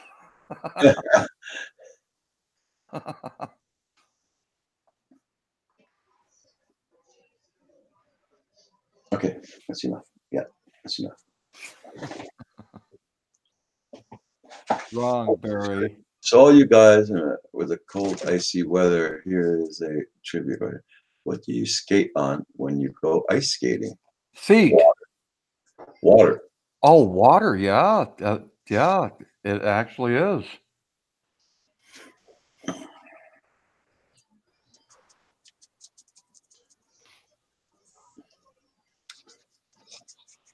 Yeah, that's the only way you can make ice. That's right. I agree. I drove a Zamboni in an arena for about that's it. Yeah. I drew a Zamboni in ice rinks there for about 2 years and a half. I was doing the ice, and you use boiling hot water to make your ice. Wow. You go with it. You see the guy always turning his wheel like this there when he's driving. He's driving like that, and he's turning his wheel. Yeah. That's to put the blade down on the ice to shave it, and then you got your water coming out in the back to cover where you shaved, and it makes a nice ice, hot water. So they do that nice in hockey rinks? Yeah. That's where I was working all the time, hockey rinks, yeah. Okay, nice. You know what? I'd be working at the arena, and in the summer I used to do the flowers and the lawns. Oh, wow. Yeah.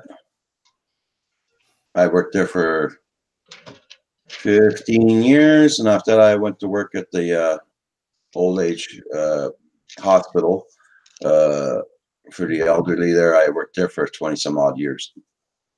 You know, you come across as one of those type of people that work in a nursing home. Yeah.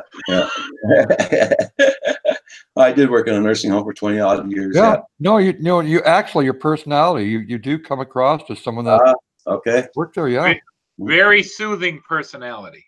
Yeah. Well, I started, believe it or not, now where I used to live in Belial, they make ambulances. Okay. They're putting the wirings on, the lights and everything. I used to work there. Then they got shorthanded one day, and they needed somebody to drive an ambulance for a call. And I was 16 years old then. I told my boss, I'm only 16 years old. I got no license. I don't know, don't worry about it. Get behind the wheel, you drive. Okay. I'll tell you where to go. He showed me where the hospital was and everything, and I drove. Cops didn't stop me or nothing. Why not? I mean, So I did that for a year and a half. My father finally decided to sign me for a license. Then I worked there for a while. Then I worked in a nursing home. Then I quit that. I went to Florida. Lived there for a couple of years, 2 years, and I came back home to Canada. And I just picked up off of that. Sly Dad's in the house. How you doing, Sly Dad? Yeah, that's it, Hash Info, yeah. Okay, Proper. You have a good day at work. I grew up in a hockey rink. My mother grew up the ice for the Vikings. What?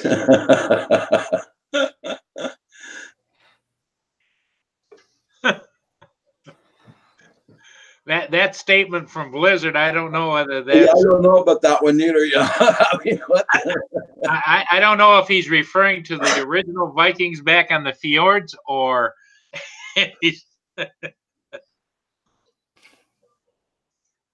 That's the hockey team. Okay. hey Ben. Yeah. In your honor, I just wanted to show you what I've gotten myself addicted to is these little mini brownies you can buy at. I Oh. get these at Sam's Club, Oh. and Oh. they are so delectable. They're just the right bite size, you know. They're just Oh. Oh, that's nice. Oh, wow. That's very mean of you to do that to me. You know that. I knew you would. I knew you would appreciate this little delectable little brownie. I would embrace that very, very happily. It's like that. We have a foot of snow here falling already, and there's still snowing out. We had a storm last night. We still got it. Sly Dad lives in Florida, and it's raining down there. I used to live in Florida. Are either of you two guys finding that the older you get, the less you can tolerate like really spicy stuff? I can't take spicy stuff no more. Yeah, I take probiotics because I have acid reflux really bad. So yeah, I can't do that stuff no more. Yeah, when we were young, boy, look out. Yeah. I think it was when we were young putting all that nasty stuff in us that caused us to have problems today. Yeah, I would agree. I would agree. Yeah. Now we're hold on. Uh-oh. Now we're old, and I'm still putting nasty products in my mouth. What is that? Chocolate. Oh, chocolate. Oh. Yeah. Oh, man. I just got done eating 3 Reese's peanut butter cups. You usually always have a stash there, Ben. One of my favorite friends is right here. Oh. There you go. Yeah, ulcers. I was married once too, you know. Oh. You know, I think it's when you get married, it's for better or for ulcers. Yeah. And if you say I do, well, I can't feel sorry for you. Hash info. No, these brownies are not the one that have the special ingredient in them.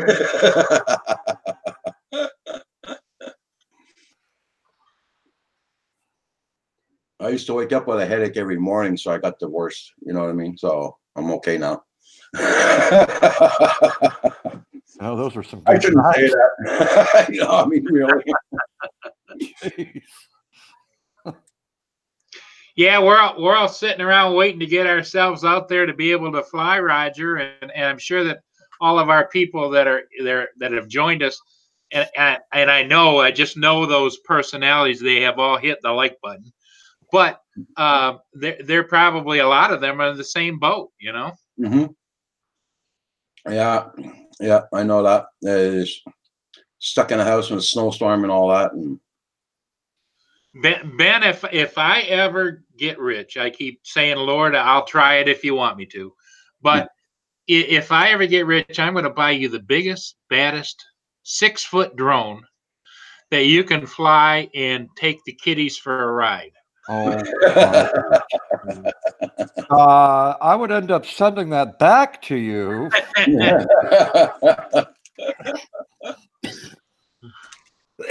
And for as much as it costs to send things across the country, I'd probably have to save up for about 6 months just so I can afford to ship it back to you.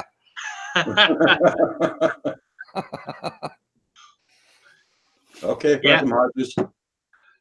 Have a good one. When those bigger drones, the big ones, like the biggest I had was a hexacopter, which is 6 blades. when it takes off is just awesome. It just goes up, the legs come up and go out of the way like this, and it just, the power that, the motors are like this big around, but it takes, like I say, two small tractor batteries to put it in the air, and but it is awesome. But you have to be a fixer. I'm not a fixer. I'm a flyer. And there's some guys that like to fix. I don't like to fix. Okay, yeah.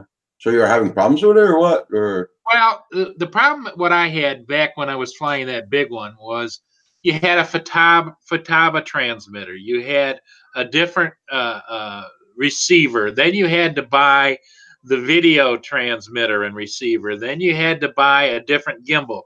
Then you had to buy its own camera. And then you had to put it all together and make it work. Oh God. Okay.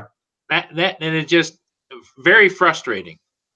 See, by that 8th stage that you just mentioned, I'd already be in the state hospital. That's why I fly DJI drones now, that they fly right out of the box. Mm-hmm. Well, when I got my Spark, I kept it in a box for 3 months. I couldn't fly it because I didn't have the transmitter. And no way I was going to fly it with a phone. With a phone, yep. So I waited. I was waiting for the transmitter going special. Never goes on special at all. So I gave up. I went to Best Buy and bought it. Cost $184. Yep. Just for the transmitter. Wow. And I flew that sucker the same day when I got the transmitter.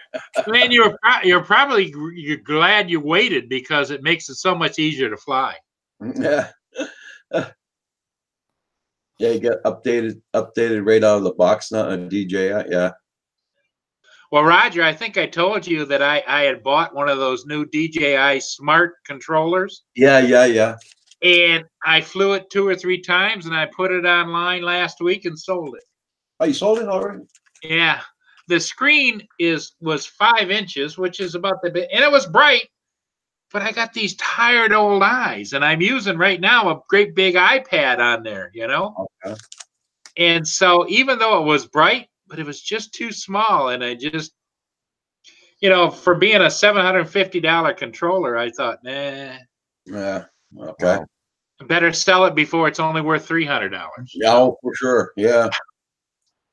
Because Ben, when you get into flying, you can find the hottest, latest, and greatest today is this price up here. But when you decide you want to go to something else, now its value is this price down here. Oh, I know that all too well. I used to be the premier yard sailor, and everyone in town knew me when I was having it was more of a garage sale. Everyone in town would come to my place, and people wanted things for a certain price, and it's called free. Yeah. And it's like, no, it doesn't work that way around here. But tell your friends that you're not going to pull the wool over my eyes at my sales. But because that honesty, just trust me, I had a lot of people come to them, but you got a good bargain. And I remember what I paid for it and how much it was worth at the sale. Yeah, that's it. John Crush wrote down 7.85 Crystal Sky. Crystal Sky. Yep. But no updates for 9 months. Yeah, I had a buddy of mine just ordered one, and I said, because I bought a 7.85 Crystal Sky last summer, and I was flying it with the Inspire 1, and the reason I got that was I was thinking, well, maybe I was just having some problems, but the internal control system on the Inspire 1s were using a system called Lightbridge, which was top of the line at the time. Well, now they've got OcuSync 2, and so the Lightbridge, I'd get it out like 500, 1,000 feet away, and all of a sudden the video screen would start clipping and clapping, and I says, what the heck's going on? And that's when I got out of the Inspire 1s and I was going to get an Inspire 2, but then I found out it's running Lightbridge, an improved version of Lightbridge. No, if you were using OcuSync, okay, Okay. Yeah, Blizzard Oxys. That's why I fly older products. You know what? Like any hobby, I think that those above us try to take the fun out of our hobbies, like drones. You know, each state has different rules and regulations for drones. You were just showing a map of a geographical map of where you can and where you can't fly, and it seems that those areas that you can fly in, they get smaller and smaller and smaller as time passes by. And I hope that it doesn't get to the point where you can't fly at all. You know what Mm, I'm saying? It just takes yeah, fun out of the hobby. yeah, yeah. Leg work, low wind, lots of sun forecast for tomorrow. Going to be charging everything tonight, ready to go flying tomorrow. Cool. There's a young guy in Israel, Ben and Roger, that started a company. I can't quite think of the name right now. It'll come to me, but it's an old man moment, where you can go to his company, and let's say you were going to go to France, or you're going to go to Germany, or you're going to go someplace, or Hawaii, or whatever, and he will hook you up with a licensed pilot that has a drone, and he will meet you someplace, and you can fly his drone and do whatever, take whatever pictures and videos you want. Yeah, Never have to own it. I heard about that. Yeah, I Huh. heard about that. And I think you can do that even from your home. Yes. Yeah. Oh, yeah. Yeah. And You just pay so just much amount. Yeah. just get out your credit card. Mm-hmm. Yeah. Yeah. Fleabag Productions, how you doing?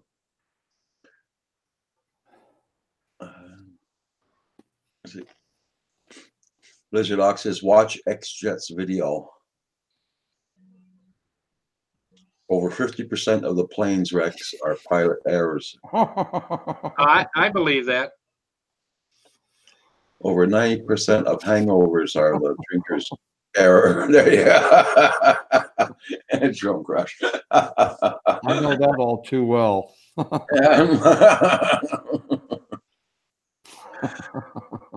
Well, the other thing that it really kind of bugs me a little bit is how the news media wants to jump on drones for everything. It's like, they say that these guys flying airliners at 300 and 400 miles an hour see a drone.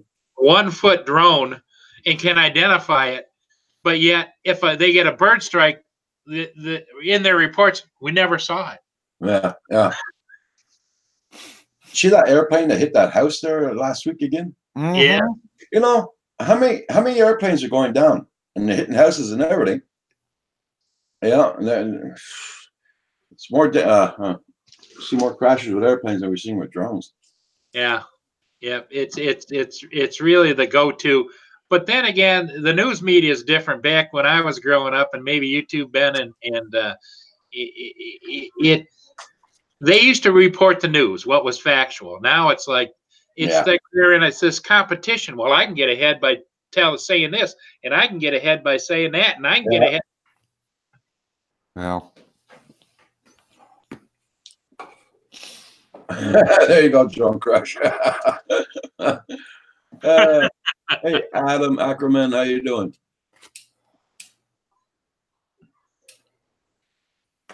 The question I'd ask everybody in the live chat is, if you had all the money in the world, what kind of drone would you want to buy and why? Okay. To find Adam Ackerman, to find X-Jet's videos, just go on your YouTube page, go in the search column, and click in X-Jets, and you'll find it right away.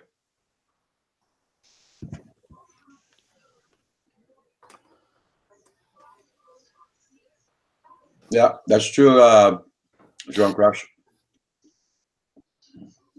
The only thing I look at the news for is the weather. As soon as the weather's finished, I turn off the TV. The only time we look at TV, Kim and I, is when we're having supper. We look at Star Trek and all that reruns while we're having supper. Then I look for about 20 minutes of news for the weather, and after that, TV off. I don't look at TV no more after that. StarCop 97 says Predator. Why would you want a Predator?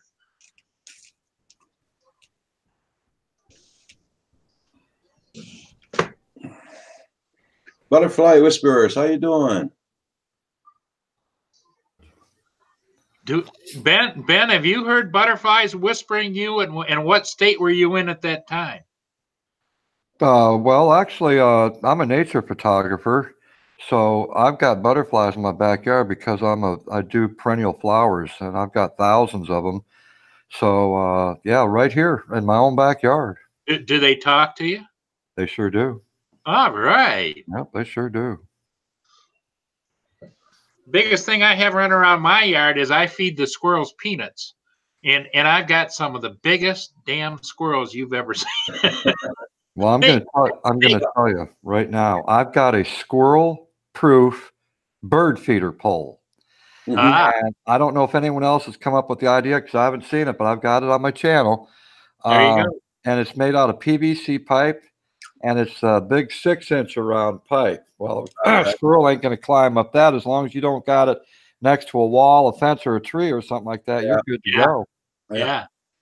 Well, I feed these squirrels a lot of peanuts, so they could care less about the bird feeders. Yeah. But they actually will come up if I don't have peanuts out for them. They come up and tap on the window. I do have peanuts, and they're attached to my bird feeder pole. But you know who comes and eats them? Who? Blue jays. Yeah. Oh, yeah. And if you're out of peanuts, they'll let you know, and they'll squawk until you go fill that thing back up. That's for sure. Yep. Slide that says he's into camera birds. He wants an anafi. Anafi? Yeah.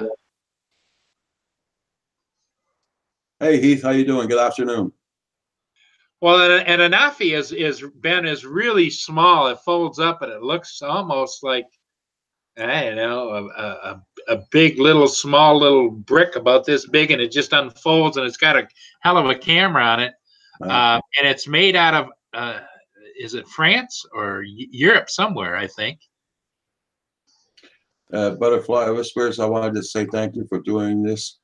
You helped me. Butterfly describes my daughter that died of SIDS. Oh. Sorry to hear that, Butterfly Whispers.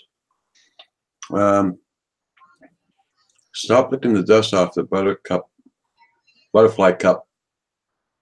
The voice will stop. The voices will stop. There you go. Well. Wow.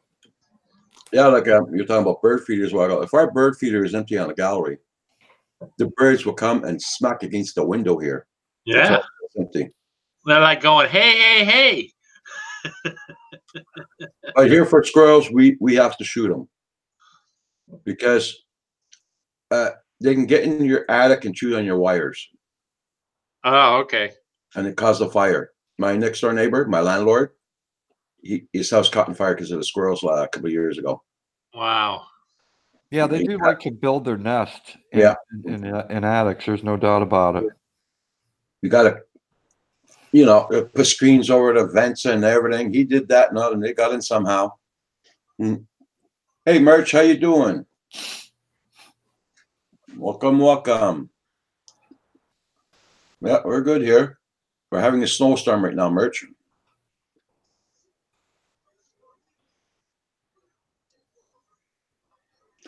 We got 50 centimeters of snow right now. Merch lives in Scotland. He does reviews. He has a very good channel. I don't know if you have him, Paul Murray. I'm gonna check right now. Yeah.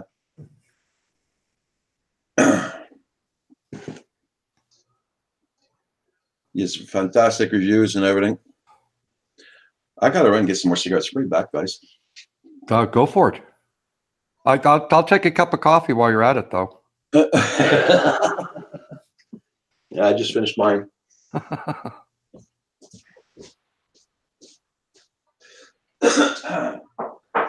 Blizzard OXFPV said worried about all the vents and the squirrel flew right through the front door. LOL. There we go.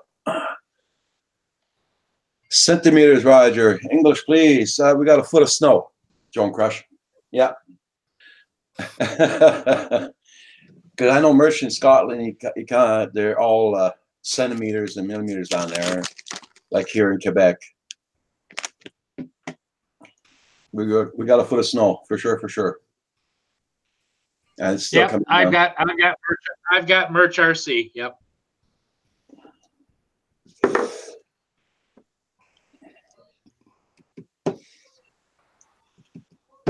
Can you hear me, Roger? Yep, I can hear you. Yep.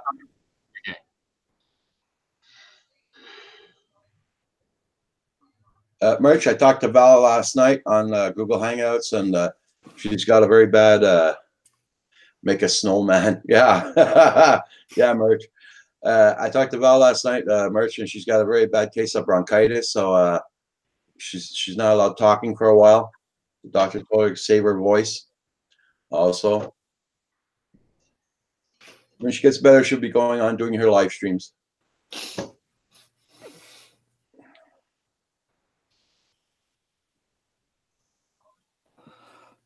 I can see my foot, but I can't see any centimeters.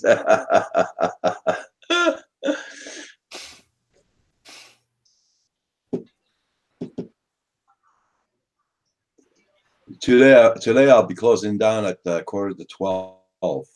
Sorry, 1:45 at 12:45. Excuse me, Ben. I just had to have one of your brownies. I don't know when they became mine, because if that was the case, there would be none left in that package. That goes double for me. Okay, Merch, no problem. You know, there's no rush for it, Merch. Whenever you're up to it.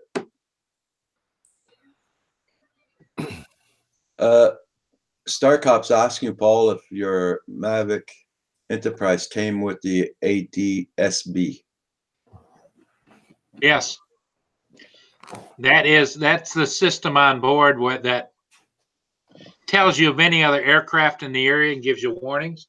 And you can turn that on and off. Okay. I haven't used it that much. Kind of a novelty, but yes, I could see where it could be useful when if and when, I mean, I don't do it all the time. If I go out and search and rescue or whatever, and I want to know what's in the area. Okay. Okay, Merch. Thank you very much for dropping in and supporting the channel. Ben, did you go get a brownie? No, I went outside to over by the door there and looked to see what's going on with the weather, and it's actually quite nice out. It's melting all the snow away. I wish you'd do that here. Hey, Kev, how you doing? Kev FPV.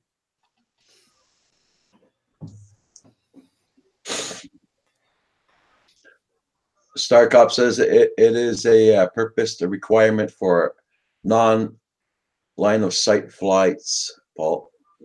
Yes, it is. And I try to always, I might fudge it a little bit, but with those strobes that I showed the other day that I can put on my drones with Velcro, I can pretty much keep an eye on my copter for at least a quarter to a half a mile. Okay. Ben, Drone Crush says, I think that's the same chair his wife got him as a gift that you got. Oh yeah, I just got this a couple months ago, and it was a gamer that told me about it, and I bought it online at Target for $187, and it's actually a pretty cool chair because this chair lies back flat. It's almost like you're in bed. on a, well, kind of like a gynecologist bed. And it has a footrest. You can actually pull out the footrest. It doesn't go out quite far enough, though. Roger, I can see a new business Ben's going to be in. It's a good chair, though. It's got nice thick padding on it, and I needed one. If you would have only seen the chair that I had before this one, it went out on the sidewalk, but it had 3 bolts sticking up through it, a little thin piece of wood and a little covering. It lasted about 6 months. Yeah. Nothing like a good chair, right, Roger? Oh yeah. This one here, it cost almost $400, but then you put the I got insurance with it and everything. It came up to another $100. Holy moly!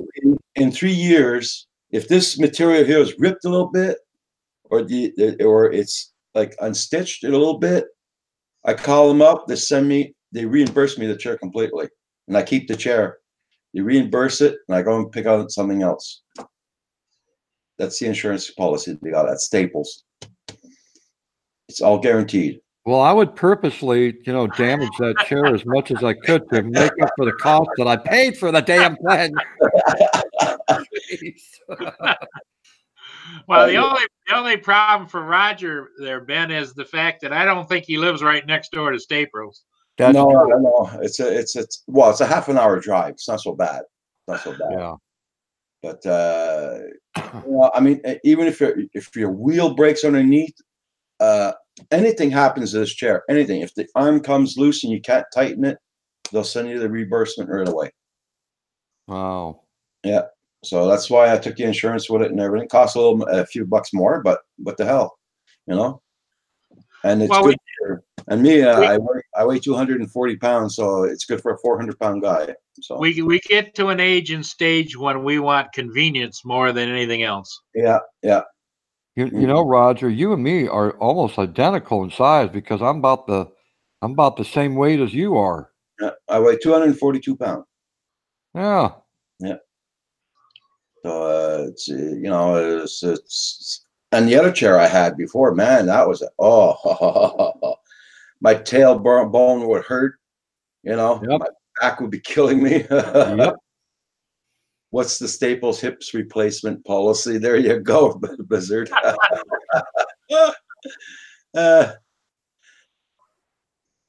Drone Crush says I have to ask my wife to sit down and lay back on.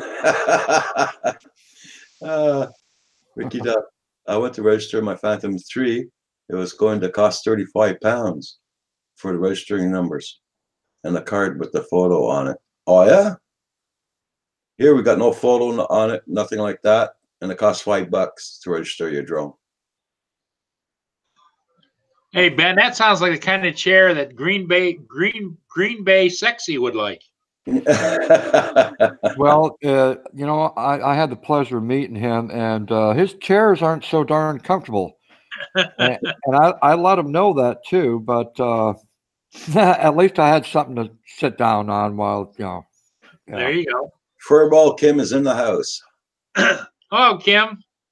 Kim, how you doing? He was having problems with his computer while I was upstairs. Is he still working on his Kim Cam? No, we didn't get a chance yet. We will soon. Ben, they're planning on putting a camera upstairs for Kim so he can come on as a live guest like we are. Really? I'll get the link for you, Blizzard. If I still have it in here, I'm supposed to have it.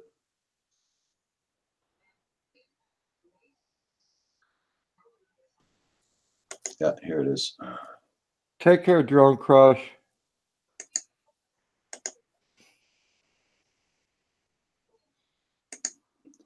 Look what I found under the sofa, Kim. I love hanging out with you guys, but I have to go on conference call to work. Okay, Drone Crush, you be safe now. There you go. There you go. Bye, Drone Crush. Everybody, make sure you hit that like button. We're counting them now. We're counting them. We're counting on you. Yeah, but you see, Ricky Dove, you got your picture on yours and everything. Here we don't have our picture or nothing on it. You just give a piece of paper with your number on it. That's it. That's all. But we got to print it out off to the computer. But yours got pictures and everything on it, so that's probably why it's more expensive.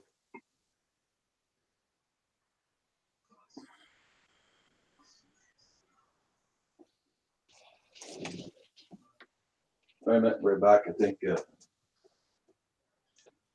Oh yeah. This tractor guy's here doing my driveway. His snowblower is chucking it up. There you go. Some guys here now because my son's about ready to pop in. So my son will be able to park in the driveway instead of in the road. You know, we take for granted the fact that we have snow removal and great big snow blowers and everything.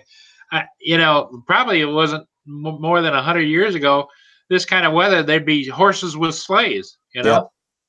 Yeah. Well, here we got guys going by with the horses and sleighs, believe it or not. Really? Yeah, they take their families out for a little trip on that. And during the summer here, we got a guy who owns a bunch of antique cars down the road here. He brings his kids to school with a Maltese Ford and all that, and changes his cars almost every day. Wow, you live in a historic district then? Pardon? Yeah, I live in a they recommend attending a drone school. Yeah, they recommend it, but you can still take the test without going. It depends. If you want to take the advanced test, Blizzard, yeah, then you have to go to the school. But if you just take Blizzard, what country are you in? Canada. Okay. I don't know how it works over there. I know you got to take the test and all that but you can do that online there, right? Yeah. Yeah. See, over here in the States, you have to go to an FAA testing center where they have. Yeah, this is for the basic license. You can do it online. But if you want to go for the advanced test, you got to go to a school or a flight school or whatever. Then you take your test from them. Okay, so they certify that you got your education, and then you go take the test. Yeah, sort of like that. Now, in that certification process, do they actually flight test you? I don't know.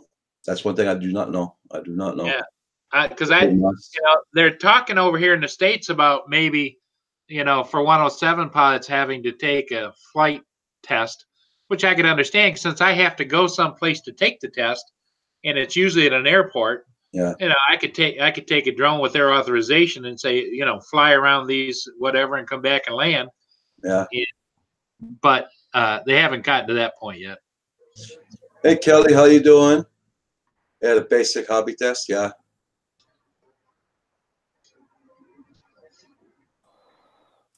Come up the driveway. Yeah, I was having problems with his tractor getting up the highway because underneath our snow here, we got a bunch of ice. We got about that much ice underneath there. So that's why he's having problems coming up the driveway. Wow. You might have to get a good running start at it. We always do. With my truck, I don't come up frontwards anymore. I got to come up backwards. Because now, do you have to chain up, Roger? No, but a little bit more I would have, but no. It's because all the weight's in front of the truck, right? So coming up like this, for sure you're gonna spin your tires. So what I do, I come in backwards.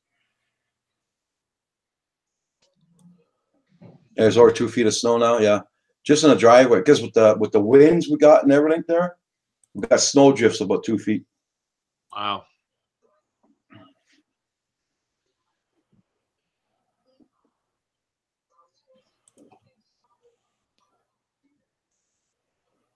So you should have started earlier, Kim.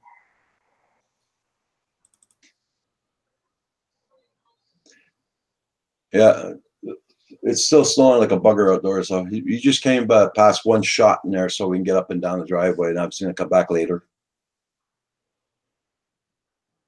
Yeah, Roger, I get a kick out of the younger folks when they use caps like that. They claim it's like you're yelling at somebody, but us older guys, they're just helping us out to be able to read it.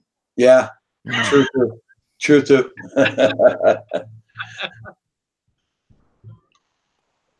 I don't care if somebody's cap puts it in big letters. I don't care. Nah, I don't either. It helps me out too in reading it. Well, especially you're sitting away from the monitor too. Yeah.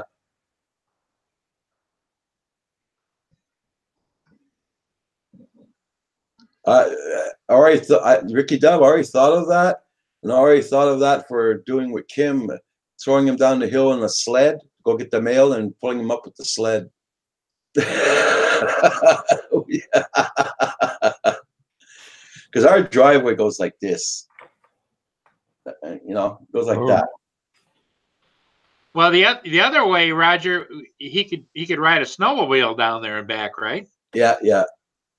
But the snowmobiles cost too much. I'm not going to buy that, or a 4x4. Yeah, snowmobiles have gotten really. I mean, they're paying like $10,000 or $15,000 for snowmobiles now. Yeah, and there I could drive it around for 2 months only. Around here, because of snow. I know. Ben has one plus a spare, don't you, Ben? What's that? Snowmobiles. What is that?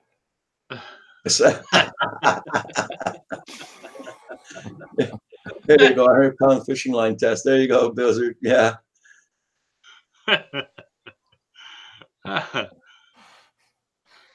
Yes. On that note, Ben, I'm going to have another brownie just for you. That's real polite of you. I'm gonna have another brownie just for you. 4x4 camping. Good day. Good day. Yeah. Is snow? Star Cop.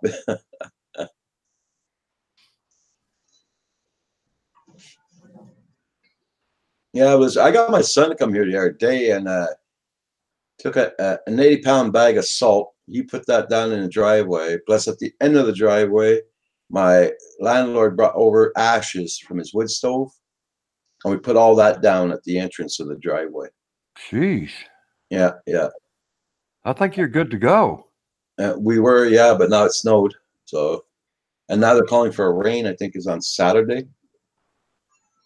Wow. So we're gonna have another skating rink for sure. Hey, Eber, how you doing?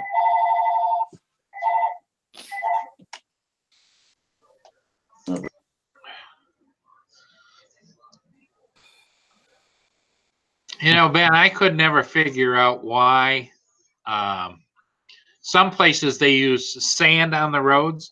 Yep. But in my mind, sand is very slippery, you know.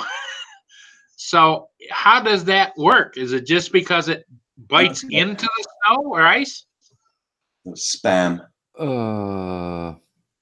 You might have to pose that question to our good friend Roger, because I know nothing about the stuff that you call sand.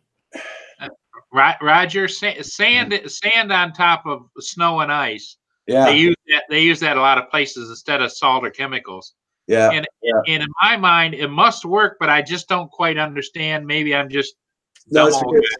I went to go get sand with gravel in it. You know, the gravel. And I bought, I think it was 6 big bags. And he said, okay, go in the back and somebody will give them to you. So I said, okay. So I go in the back of the store, go get it. It's hard as a brick. You can't even break it. You can't even do nothing with it. It's frozen. I said, the hell with that. I got back my money and everything. I went to another store, got another 6 bags. And they just go in the back in the warehouse and it's there. I go there, same bloody thing. The hell with that. Get the salt. I had no choice. Get salt. That'd be like throwing cement blocks out there on the drive. No way I could have. I would have set up a kiln and bake it in there to make sure it comes unfrozen. I got really teed off. I said, how do you expect the people to do their driveways like that? You know? And they all just shrug their shoulders. Well, that's just the way it is. Takes too much space in the store. We can't put it in there. Well, no, you're going to keep it then. Yeah. Got my money back for that one too. And I bought a big bag, 2 big bags of salt, 80-pound bags each. Oh. Now, do you use the salt or the calcium chloride? Salt. Because I got to watch out for the dog's paws also. Yeah. Well, they do make that pet safe, but what I don't understand is they say it's pet safe. Okay, listen to this. They say it's pet safe, but it's the coating that's on it. Once that coating melts, the salt is still there. It's underneath it. So it's really not pet safe. Yep, exactly. Yeah. So,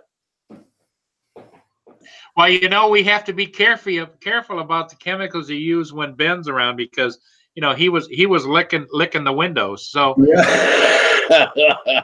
Well, he's actually right about that. I actually was cleaning my windows in, I think, Indiana, somewhere around there, with that blue stuff over the gas station.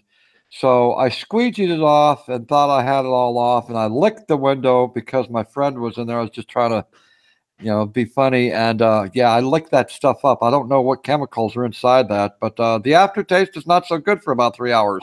what did the fire department and paramedics scold you when they got there or what? Well, no, they didn't show up because they already knew about me. Yeah. Oh, that guy. We're not worried about it. That's true, Blizzard Ox. Yeah, I know what you mean. Yeah, but it must have taken the nicotine off your tongue, No. No. I've been smoking for 41 years. That's permanent, okay? It's permanent. Well, that had to be worse than just swiggling on the mouthwash. Well, no, people think I'm kidding when I say that. I actually did that here about a week and a half ago. I actually did lick the window. And the darn thing is, Green Bay Wacky didn't videotape it. Yeah.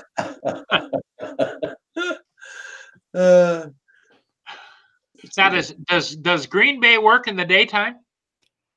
He's his own boss, so he works whenever he wants. Yeah. Okay. Because I've seen him sometimes on in the daytime, sometimes only at night, and I was trying to. Was he did he? Because he's still a young guy compared to me, and so he's not like retired. Well, Roger's still a young guy compared to you, I understand. Yes, he is. Yes, he is. Yes, he is. Yep. Yep. You're not older than me, Barry. Paul. You'll get it right. Roger. I'm 66, going to be 67. Okay, I'm 64. I'll be 64 in March. Okay. Okay, so who's older? Yeah, okay. And Ben there, he's 39. Just yeah. Oh, I would never want to go back to that. I'm quite opposite of most people. I enjoy getting older. I do. Except for the aches and pains. Well, that's the part that you got to accept. But hey, I got to count my blessings. They could be a lot worse, Oh yeah, there's a lot of people that are a lot worse off. Yep. And I never thought I'd get to this age and stage when I depend on ibuprofen, Tylenol, Aleve, and take them in combinations. I think they call that the cocktail. I was going to say that. Yep. Now you're talking about Green Bay again. Oh, geez. It's nice to take a break from old Green Bay. Him and me are together so much. We're like brothers. We really are. Two peas in a pod. Well, the two of you are definitely entertaining together, and you bring a smile. I think you would bring a smile to a mannequin.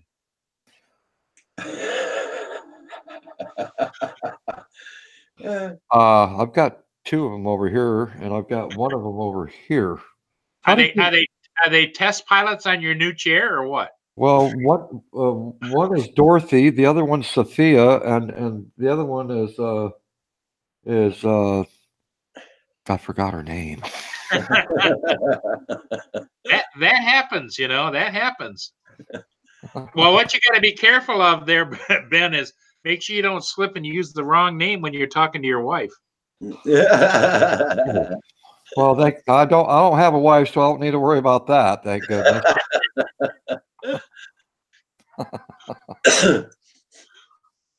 Yeah, I did. I that's one thing in life I never got right either. I was married 3 times and didn't work either time. So I figured 3 strikes, you're out. Yeah. Oh, well, yeah. I don't know. Some people are more happy just to be single and they enjoy their own company, and there is nothing wrong with that. Yeah, it's true. I've got that dear lady friend of mine that I was telling you guys about, and she had 2 strikes and out. So we just get together and enjoy each other once in a while. And she goes to her house and I go to my house. That's There you it. go. Yeah. What do they call that? Friends with benefits? Yeah, but I'm getting so old and I'm past the benefit stage. But I in my mind, I think I still am, but it doesn't work that way. Don't ever try to sell me that blue pill. Well, yesterday I said to Roger when he showed you that package of pills, I said, make sure they don't slip a blue pill in there. You're going to have one heck of a fun day. Well, if you got heart problems, that you're going to have a bad day. Yeah.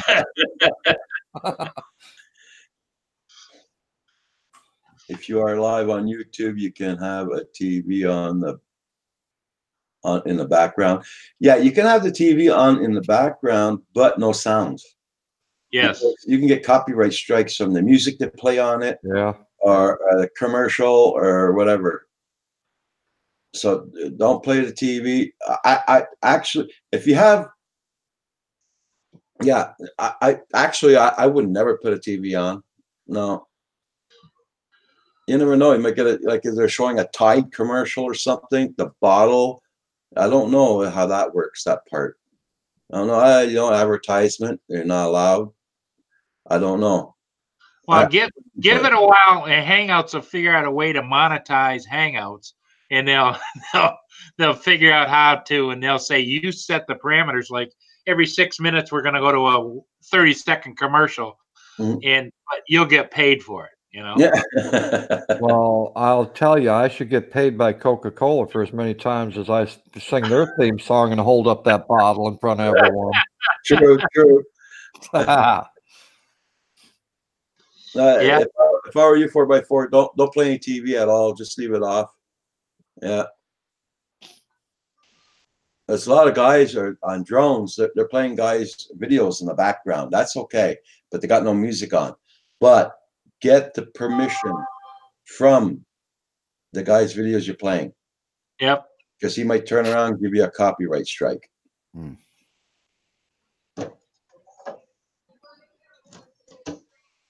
Like we used to do that every Friday night or Saturday night doing the movie night. And Val got hit with a copyright strike, so we stopped doing it completely. Paul, I know you're trying to promote those little things. I'm trying to excuse my habit because, I'm a big guy, and I've tried the whole thing. I did the lap band. I did all that stuff. Oh, wow. I went on a liquid diet and lost 60 pounds and just about killed myself. And I decided God made me this way. And God put all these little temptations in front of me. So I'm for whatever life I have left, I'm going to enjoy. One of my good friends had the lap band, and they told him, you're only going to be able to eat so much. Well, over a period of time, he consumed a little bit more with each meal. Well, all that surgery was reversed, and his stomach was expanded again, but it caused him more problems. He had to go in and have a reverse surgery done. And he's kind of regretting that now. But some people do that. They reverse everything that they went in there to have that surgery for. I mean, it's kind of sad, but I love to eat. I'm not gonna lie about that. I love to eat food, and I'm not small either. But I agree with your sentiment. Enjoy your life while you got it. Yeah. Well, God was looking out for me, and I didn't have the surgery where they take and cut half of your stomach out and do all that stuff, Mm-hmm. And then shorten your intestines and all that.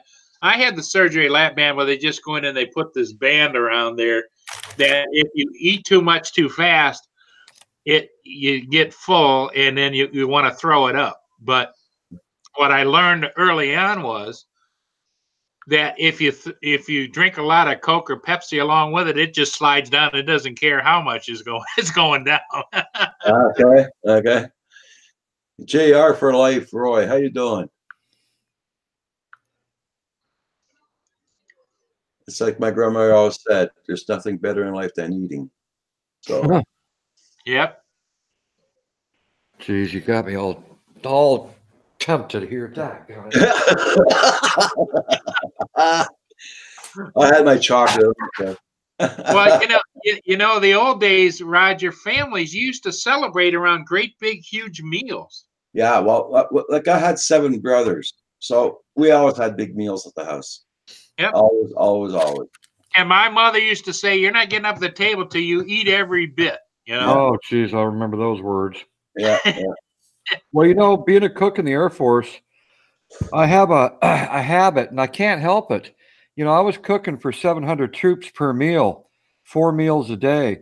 And so when I cook around here, I cook like I'm cooking for several people. Yep. Yeah. So I always have leftovers, and I don't mind eating leftovers for 2-3 days out. It doesn't bother me a bit. I'm just thankful I got something to eat. But it's a habit of mine.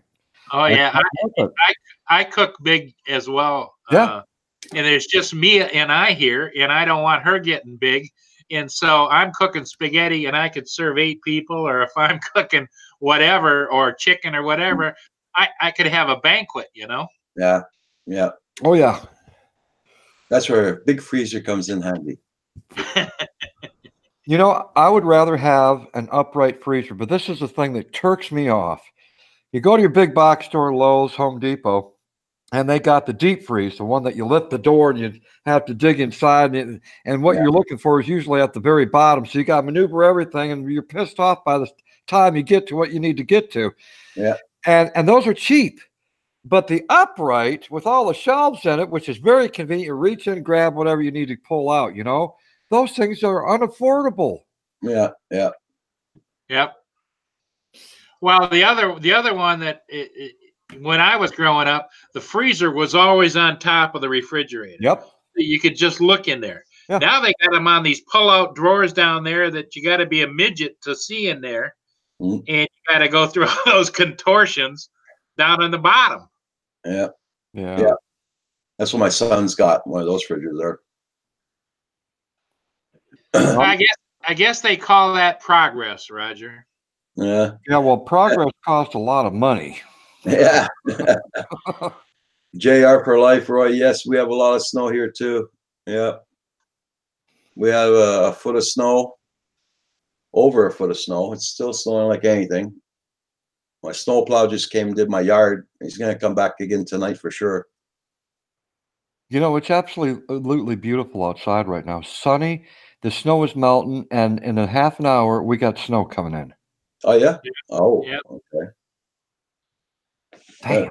I think they're calling for a rain. I'll just check my weather map here. Now, Ben, where are you exactly? Right outside the capital of Pennsylvania, Harrisburg. Oh, okay. Right down on Lake. Is it Lake Ontario or Lake Erie? Yeah, Lake Erie is right up in the northwest corner of the state. Yep. Yep. Okay. They're saying tomorrow, not tomorrow, Friday, we're supposed to get rain, 100%. Well, I think we're going to start seeing more rain than we are snow around here.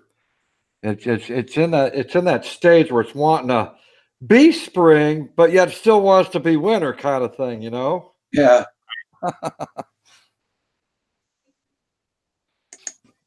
Well, I was just looking on Bangor. They had a big special last night on Amazon for a little quads there, and apparently they sold out in one shot off of Amazon last night. Drone Pool put the link in this morning, and I went on to it. They sold out everything. Wow. They do that. They do that very late at night, and you always have to be stuck on Amazon to check for the specials, Yeah. They don't give any warning. I'm sorry. I think eBay has better prices than Amazon. That's just my opinion. Yeah. The other thing. Okay, nighttime. It is noontime right now. Yeah. So, okay. Well, I know that Roger went all the way through breakfast and lunch yesterday, and you didn't get to eat until what, 3 or 4 in the afternoon? 2:30. Yeah, 2:30. Then we had our supper at 4:30. I just ate something light there, but I had. And then you were back on again for the second. Yeah. Well, I know, like my mom, bless her heart, she's gone now, but she was diabetic, and she had to take a shot in the morning Yeah. and then take a shot in the evening before supper time. That was routine for her. Now, you're talking about a syringe shot, not a shot Yep. shot. Yep. Oh yeah, definitely. Yeah. Because we all have those uncles that used to take the shot twice a day of the other. Well, apparently back in the day, that used to be a cure-all for many things. I agree with you on that, Blizzard. Yep. Everything sucks on Amazon, especially drone related. But those drones apparently were a very good bargain. That's what Drone Pool said this morning. Hey, how you doing there, JR? For life, Roy. Good to see you. Like me, I'm diabetic, but I just got pills to take. So you're I'm so type 2. Yeah. You're at the point. Now I understand that I've seen it done many times before. Those who are just starting on the pills, you can actually reverse diabetes when you're in the first stages of it. Yeah. But Yeah, if you eat like a mouse. Well, it depends on how much you don't want the diabetes. But yeah, you got to eat right, sleep right, and all that good stuff that goes along with it. And not all of us can follow that. I give a lot of credit to people that can do that kind of thing. It's like the weight thing. I see people, and I know it's some of it's genetics, but I see people that are in their 60s and they look just like they got a 20-year-old body, and I'm thinking, yeah. I wasn't that lucky. Both of my parents were a little bit on the heavy set side, and yeah, Blizzard. My mom was type 1, and she lived till 88 years old. Yeah.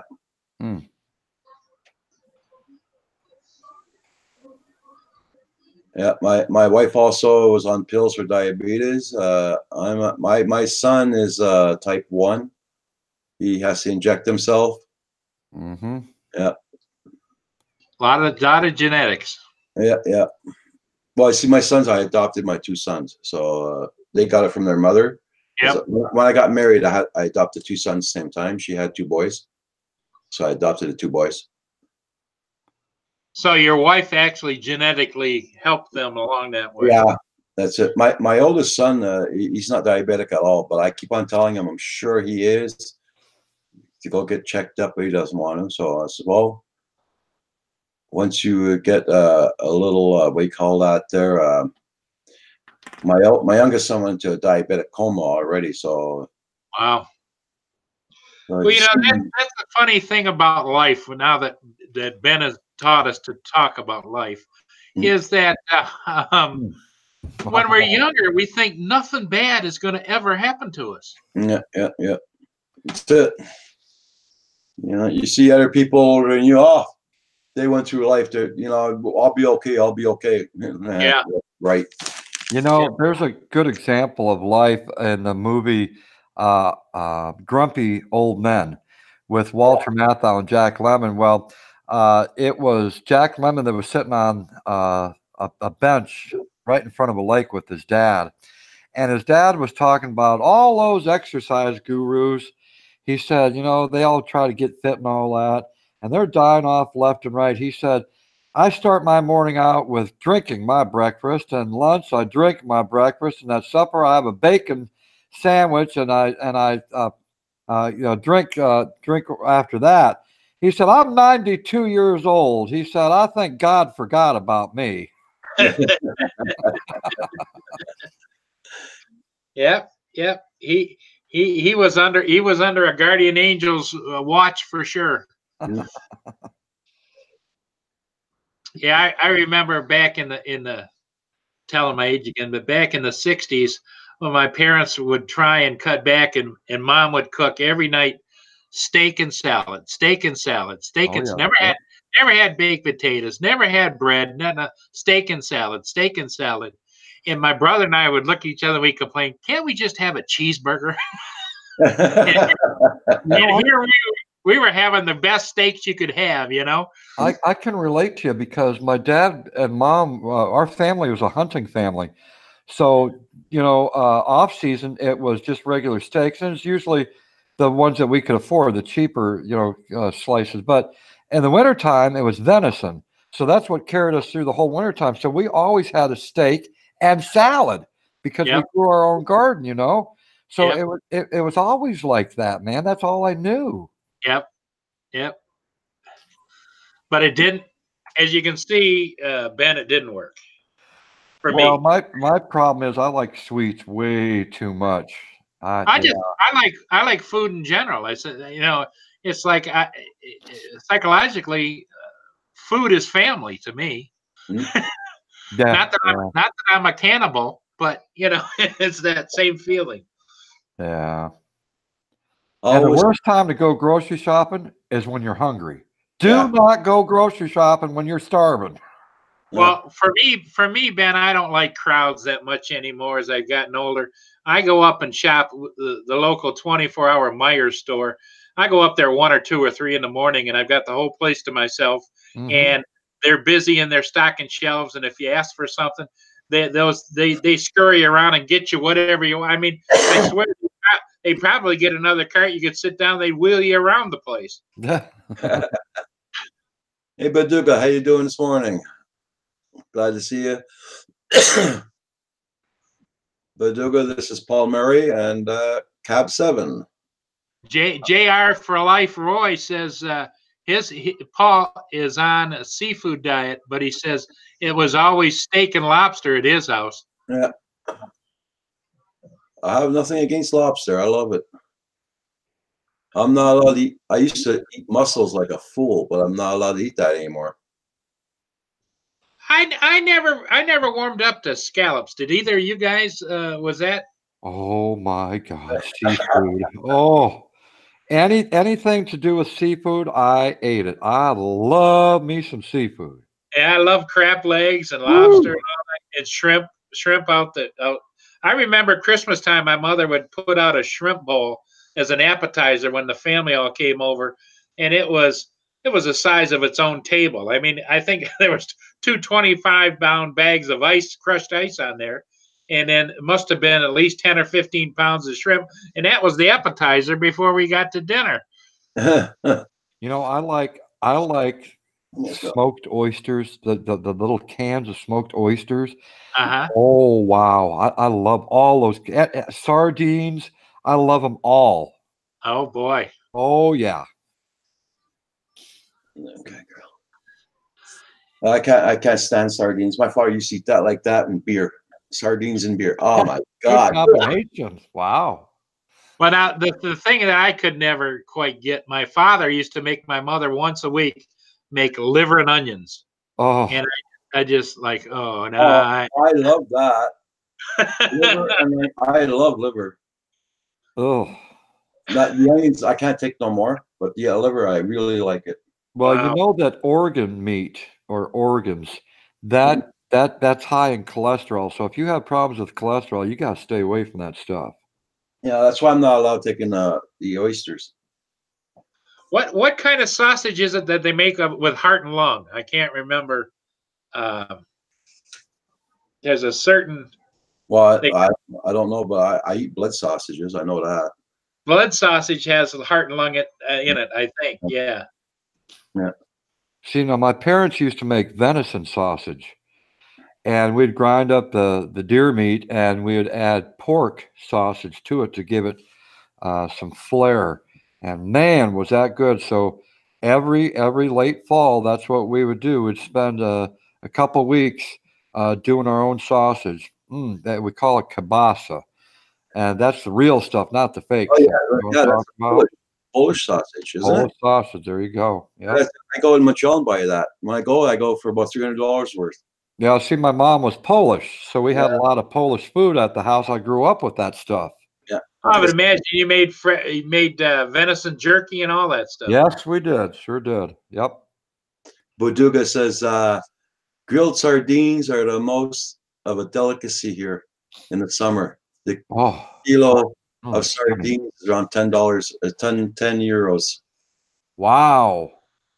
I guess I draw the line at these people that are eating scorpions on a stick Oh, I can't do that. and chocolate covered crunchy ants and all that kind of stuff, or rat. I know in Southeast Asia it was rat on a stick. Yeah, yeah. I like Rogers real quick, like he was like, oh, I can't do that. Baduga also says he likes snails and beer. He can't wait for summer. Ooh. No, the kielbasa. Ever since I was going to school, I was what 14 years old. I used to know a girl, and her father cooked the kielbasa in his own little garage at home. Yep. Then he opened his business in Montreal. Ever since I was 14 years old, 15 years old, I was getting the sausage at his house. And after that, I started going to Montreal at the store, and they cook it right there, right on the spot. Nice. And everything, and it's fresh. And I can already smell it. oh yeah. Wow. And when I went there last time, I bought for about $150 worth for me, the big sausage, the kielbasa, Oh yeah. and the small ones. Then my landlord tasted it. He wanted some. He says, Roger, go get me some. I said, well, for how much money? He said, here's $200. So I went and got for $200 of sausages. Oh, the guy at the store was like, what? I mean, it doesn't usually sell them in that big like that to one person, It is very expensive. I will say that much. It's just very expensive. Yeah. But I had a German grandfather that used to make his own sauerkraut in the big crocks out in the garage. And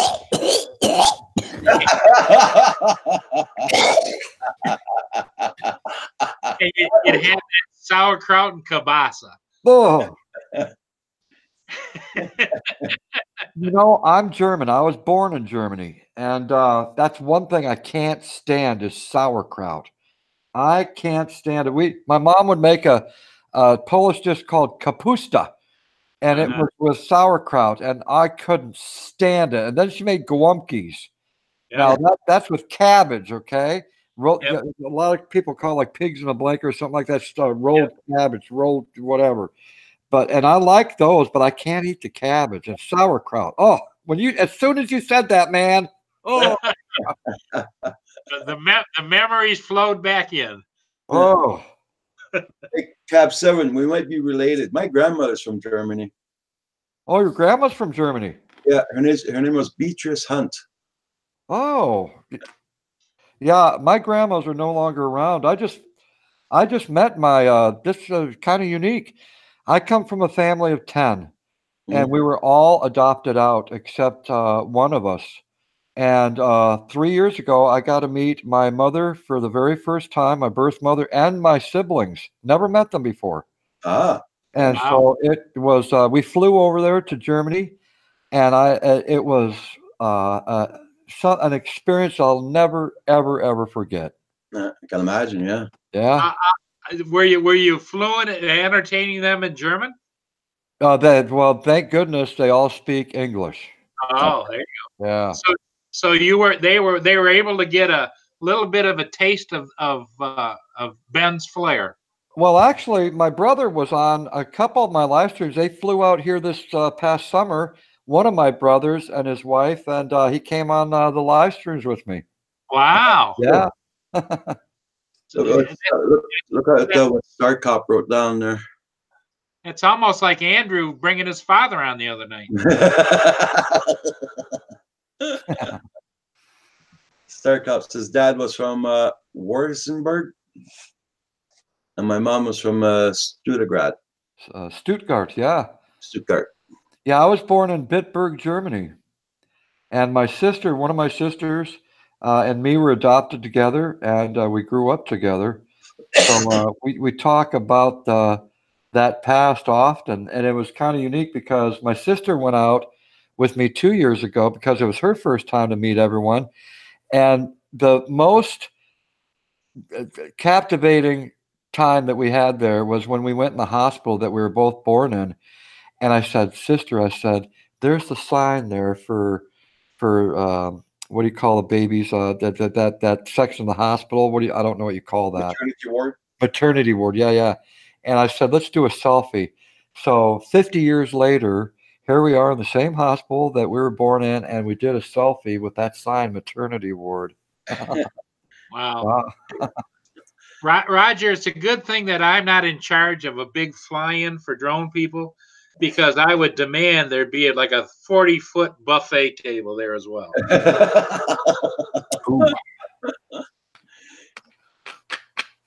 You know, not to give buffets a bad name, but I watched a couple of videos on YouTube, and trust me, until I watched these videos, I love buffets.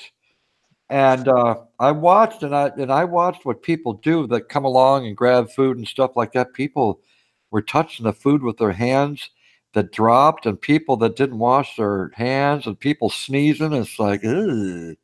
So I can't do it no more. Yeah, it kind of makes you wonder when you stand there and you watch, like a little kid at the buffet says, "No, mommy, I'll do it. I'll do it." And they grab the tongs and then they drop them on the floor and pick them up and put them back. Yeah.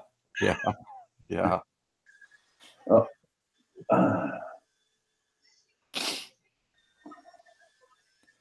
That Kim flying his drones here is whoop.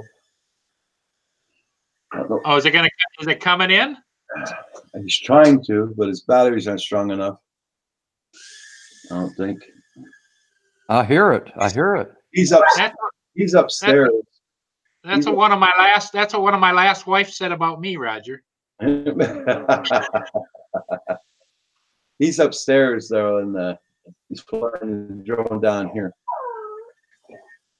Star Cop, you're exactly right. You're exactly right.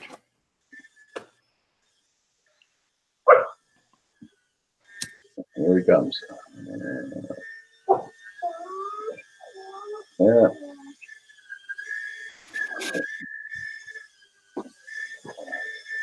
Oh, there it is. Yeah. That's cool. That's pretty cool. That's a highlight. There you go. Look at that. That's cool. Okay. It's like a friend coming to visit you. Back in the old days, they call those scorpions coming across the floor at you, Now it's called a scorpion. That's what you call it? No. I'm just saying, the old days, a regular scorpion crawling across the floor. Oh. Now, what do they call that little tiny drone? A whoop. That's a whoop. Yeah. How do you spell that? WHOOP. Oh, okay. Wow. It's that's the blue one, right? The blue one. Yeah, I think it's this. It's here at H36. Now, what does something like that run you? Oh, $8, $9. What? Yeah. You buy wow, that's my price. Buy it up. I don't know where you bought it from, but it's $8, $9, and wow. You buy a camera, then you solder the wires onto the camera. And what does he use for a controller with that, Roger? The controller that comes with it. It's a small little controller. Oh, the controller did come with it too. Yeah, the small little controller comes with the whoop. For $8 or $9. There you go, Ben. Yeah. They're $8 or $9. Depends where you get them on special. And sometimes they're $15. Isn't that something? Jeez. So the camera's about say $15. What kind of camera would you put on something that small? A small camera. Look at that. That's the camera right there. And that's what, 720p, Roger? I think so. So it's an HD camera. Yeah. Kim could answer that more. He's coming down, I think, right now. That's definitely very affordable stuff. I would think that would be good for someone just starting into drones. Yeah. That's what I'm starting on with this here in the house. You practice with it? With no camera, though, because in case I smack it up there, it doesn't break the camera. There you go. We got another one like this, and I practice in the house with it. Nice. I unplugged the battery. He's asking what Paul's asking what size of the camera is it? Is it 7 what? 720? Well, I think it is. Yeah. Because I think those small cameras are 720p HD cameras. Yeah. It's very tiny. Now, Now, how long is the flight on that? Depends on the size of the battery. If you put a 300 in there, you could have maybe 5-6 minutes. Oh, okay. Wow. It depends. but you can plug in new batteries. Just boom, boom, boom. Charge Yeah. them up. Oh yeah. Yeah, it's just like the spark. You take out the spark battery, put another one in. That's it. You keep on going. Yeah, just pull the battery out. Kim, wouldn't you say that would be a good starter one for Ben? Yeah. Yeah. Yeah, but you need goggles. Goggles. Yeah, no, but just to start off in the house, or like me. Oh, there, just to fly around like line of sight. Yeah, to practice, hover. Yeah. Stay close. But me, I'm flying up from upstairs. He's flying FPV. Yeah. Oh yeah. What does that mean? FPV? First person view. Yeah. Okay. Okay. What the camera sees, I see in the goggles. All right. And it's an immersion type of thing, Ben. It's like, remember when Disney first came out with those screens where it looks like you were right there? That's what these goggles, you put them on and it looks like you're right there. Wow. So while you're upstairs, you can see in these goggles. If you just sit up there, you can bring it all the way downstairs without moving from where you're at. yeah, that's what he just did. Yep. Yeah, I sit in the lazy boy there, put my feet up, Wow. just fly. Nice. You could sit there, Ben, and tickle your neighbors. Yeah, you could just you can sit up there in the spring or summer and open the window up and fly outside, fly around the yard, fly back in, and land at your feet. Ain't that something? But your play time is it's very limited though. Yeah, it's a toy. Yeah, yeah. And there's a readout that tells you how much your battery life is, right? Yeah, it depends. Yeah. The toy ones, it doesn't do that. The one I have there, that blue one, it doesn't do that. But the Mobula and the other ones like that, you can have that option on the screen. There's 2 square screens inside here. Now, how much is that headset there? Well, Bill gave me this set. I just bought the battery. Okay. And the DVR, just to record. There you go, Ben. You should be soliciting hand-me-downs. Yeah, well, that's it. It was a hand-me-down from Bill, and I think who gave you yours, Rob? It was Bill also, wasn't it? No, it was Carpenter Rick. Yeah, Carpenter Rick gave him a set as well. Okay. So I can fly with these, and he can put his on and watch me fly. Ain't that something? Wow. Yeah. So have you guys both flown them in the house at the same time? No, not yet. Oh. See, Cab 7, Yeah. Baduga just put a link in there. Oh, thank you. And let's see what it is. Oh, this one's $82. That's with the goggles. Yeah. Oh, you get the whole set for $82. That's pretty good. Yeah. Yeah, you can get a whole set. Yeah. Now that's the battery too. That on the left. The DR006. I take it. On the left. Yeah, you got the controller. Look, and is that the battery? I would imagine everything comes with one battery. It comes with a battery, yeah.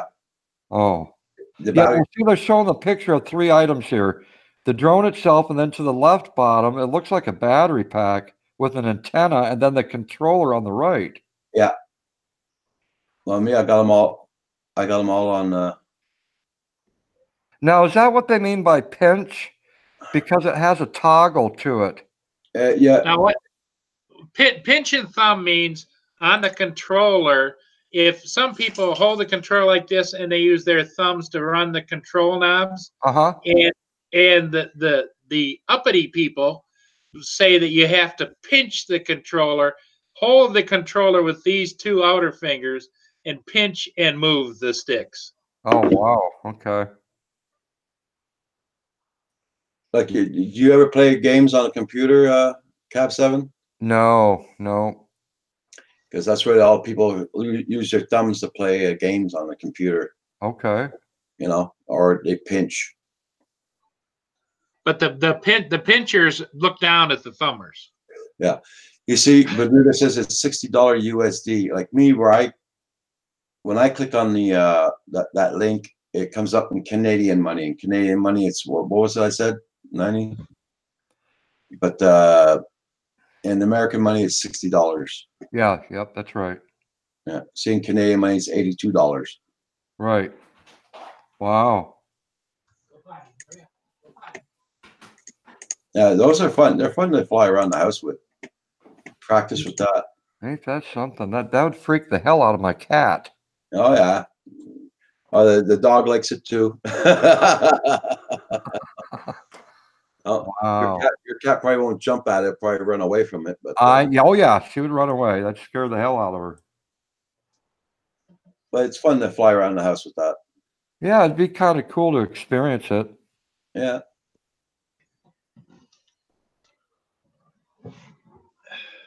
Me, I had to go.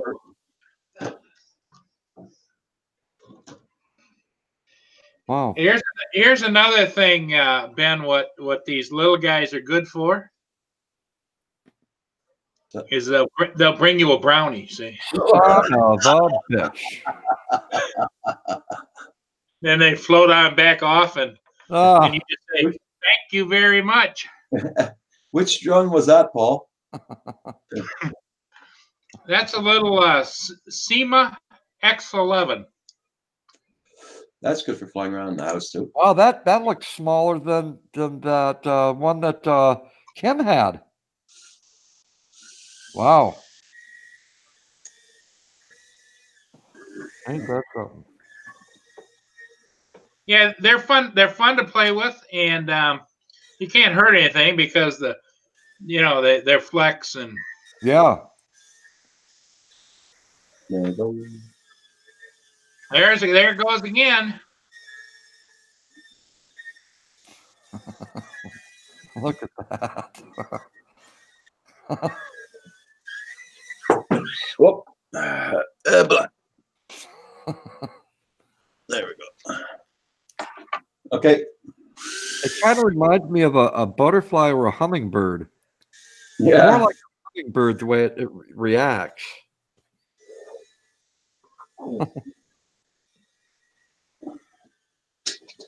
Oh, Roxy just got up. She's gonna go in barking mode pretty soon. Yeah, Mia had to go out too. Yeah. Ben is caught in the dark zone tractor beam. I need an electric fly swatter, Asgard Studio says.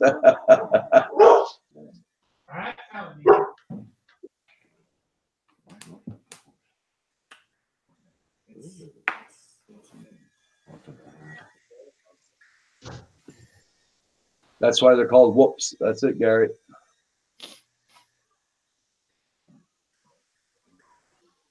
So I wonder how reliable are those? Well, it depends on the flyer. Oh, Depends on the flyer. okay. I mean, you can hit the wall with them and everything, it won't break.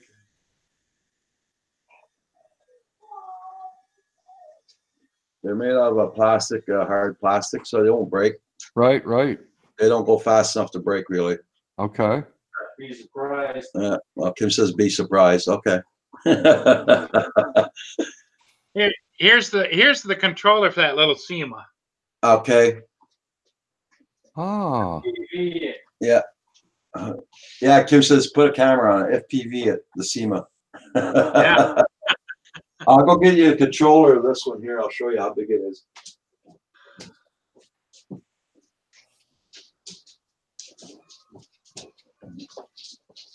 This is how big the controller is for that one there. Oh yeah. Okay. Small little thing there. Yeah. Huh. So it's for me, I got small hands, right? So that's very good for me. Yeah, yeah, right. See, that's an upgraded battery. Oh, not again. Well, That almost looks like a double A size battery. That's your regular crappy little one you get when you buy it in the store. Okay. That's a 220, and this is a 150. So these don't last very long. Huh. And me, I just put a jumper because this battery isn't designed to fit in your drone like that. It's designed to sit in there like that. Now that's a rechargeable, right? Yeah. Yeah. So How long does it take to recharge that? well, it could take 20, 30 minutes, Oh, depends. that's okay. That's not bad. Yeah. So if you get 5 or 6 of them, you have a little bit of fun. Yeah, exactly. Oh, So that's something. lean on it so it will sit that way instead of this way. Okay, Baduga. Hey, joining about Northwest. How you doing, Russell?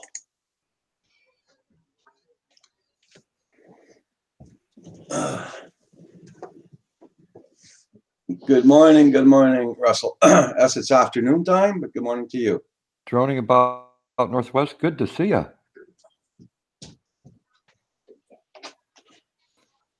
Guys, don't forget to hit the like button. Yeah, please.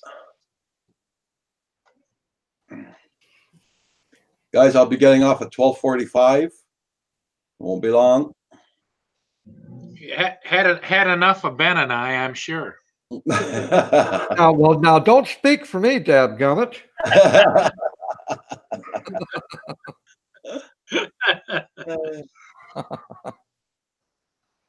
You get 6 minutes of flight. Look at them in Hobby King. Yeah, you can get like 300 battery. And Yeah, that's what he said. That's what Baduga just said. The 300 mAh. Yeah. At Hobby King. I'll be checking those ones out soon. Yeah, you'll be checking them out. Hello, droning about Northwest. I see you mentioned me.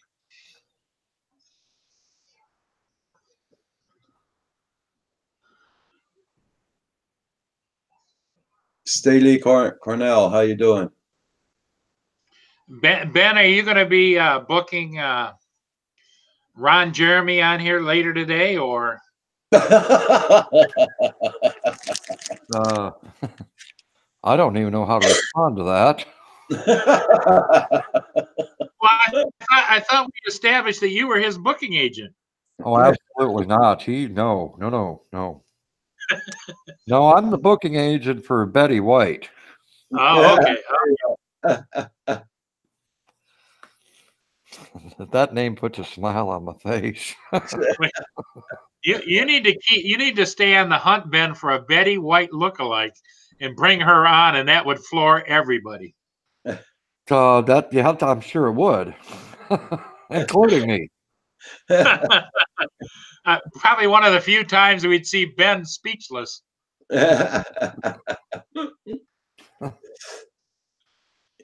No fly today there, Gary? Winds are too high? Yeah.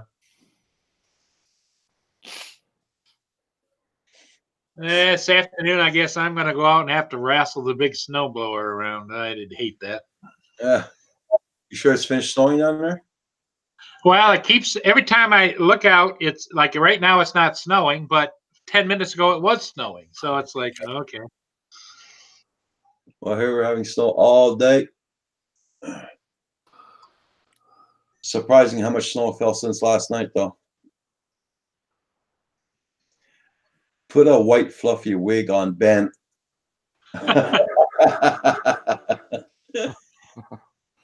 That would not be very attractive because I would definitely not shave off my beard for that. Well, I loved your rendition of what's the guy's name, the painter that at PBS. Yeah. Bob Ross. Bob Ross. Yep. Yeah. That was great. And the wig you used, if it were almost an auburn red, you could use a wig like that for doing your Mrs. Doubtfire routine too. Oh, geez, I can't remember the kind of hair she had. I think it was set up in a bun, and yeah. Yeah. Hi, Nate. Interactive DNA. Nate. Guys, got 10 minutes. I'll be getting off in 10 minutes, guys. Now, if that's Mr. Crawley's going to be on.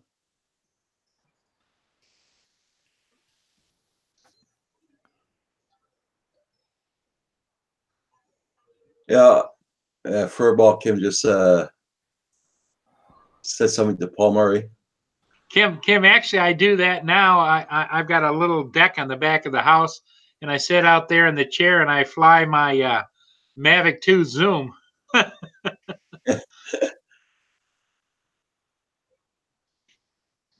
But when I did have a Mavic Air, I used it to inspect my gutters to see if I needed to get up there and clean the gutters out.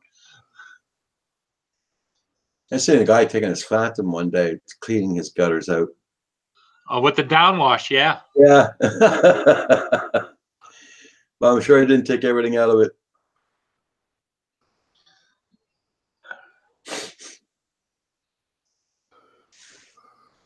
Did Ben? Did you fall asleep there? Or? No, I was just looking at the weather radar. Oh, all I saw was the top of your hat, and it was like you nodded off. Oh.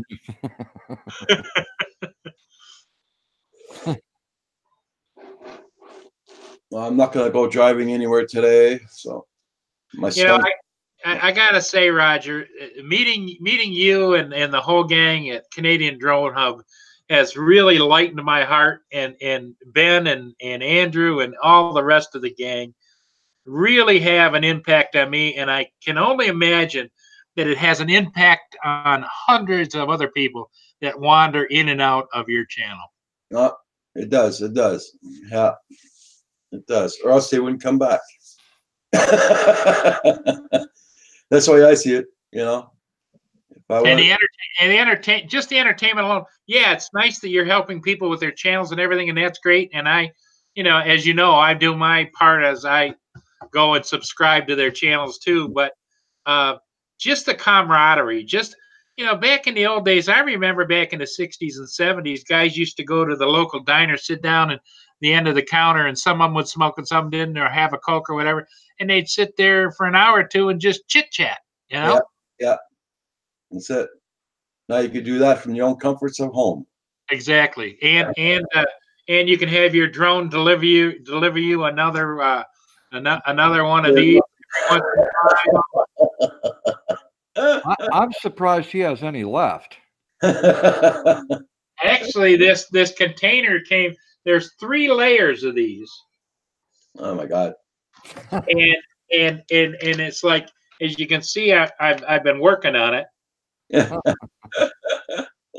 Yeah, I would have probably already had that gone by now. I know I would have.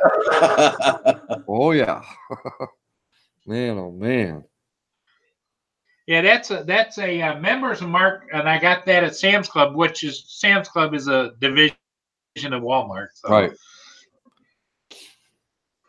Yeah, we're a member of Costco. But I think it's almost out. I think our membership is out. I don't think I'm going to renew because, it was a good idea thinking of buying things in bulk, but we'll get there maybe if we're lucky once every 3 months. Okay. Yeah. I just can't see. For your card at Costco, you guys. What's that? How much do you pay for your card at Costco? Yeah, it was $60. Yeah. My Sam's Club, I think was $95 because I have a commercial card from when I was in business, and I just keep renewing it because that allows me to go into Sam's Club at 7 o'clock in the morning, because 7 to 9 is for commercial people buying bulk stuff. But obviously, I think if you show up at the door, they just wave you in anyway. But that's the rule. Okay. But the interesting part was I was out there just the other day buying. I go out to buy 1 or 2 things, and I come out with a cart full. But when I went, I did the self checkout because I don't like to mess around and get in and get out. You just scan, pay and go. And all of a sudden it pops up, would you like to use your member rewards? And it was $75. So it took $75 off the bill right now. Nice. Cool. Yeah. So every cent helps, that's for sure. Well, over a period of a year, you almost get the membership fee back in member rewards if you shop there at all. Well, let me ask you a question. Why is it anytime that you go into a grocery store and you have to pass up the cash registers to go into the store and there's no one there, there's no one waiting in line, but when it comes to your time, you're cart is full and all that. Everyone else happens to be done with their shopping too, and then you got to wait in damn line. Yeah. Well, if you were a paranoid kind of person, Ben, you would think they were all following you around the store. But in the flip side of that question I've always had is, why do they spend thousands and thousands of dollars put in 35 checkout lanes and they only have 2 open? Yes, Yeah. exactly. Mm. And I am paranoid because the blue hairs do check me out and they do tend to follow me. Yeah, I've heard that. In fact, at Costco, when Ben shows up, they put it on the sign. Okay, ladies, Ben's here now. Yeah, well, have you seen some of these ladies?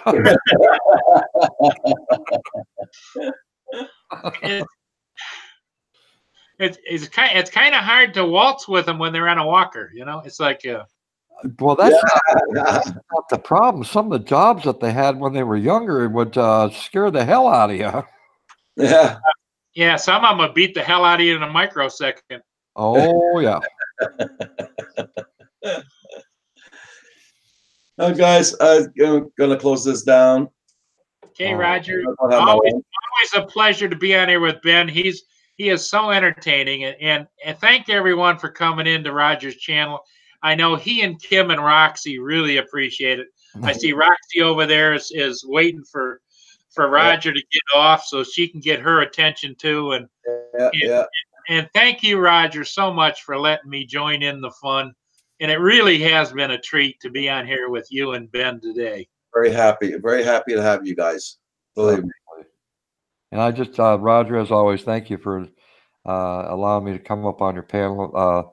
Makes me feel good that you think of me as a friend, and I appreciate that. It's always good to see Paul, although this is only the second time I've seen him physically, but I'm sure we're going to see a lot more Paul now that he knows how to do this. For sure.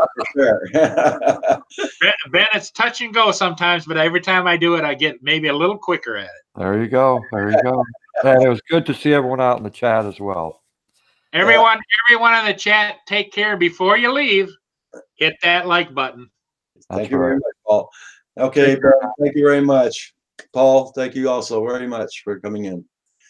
Centroid area, lunchtime.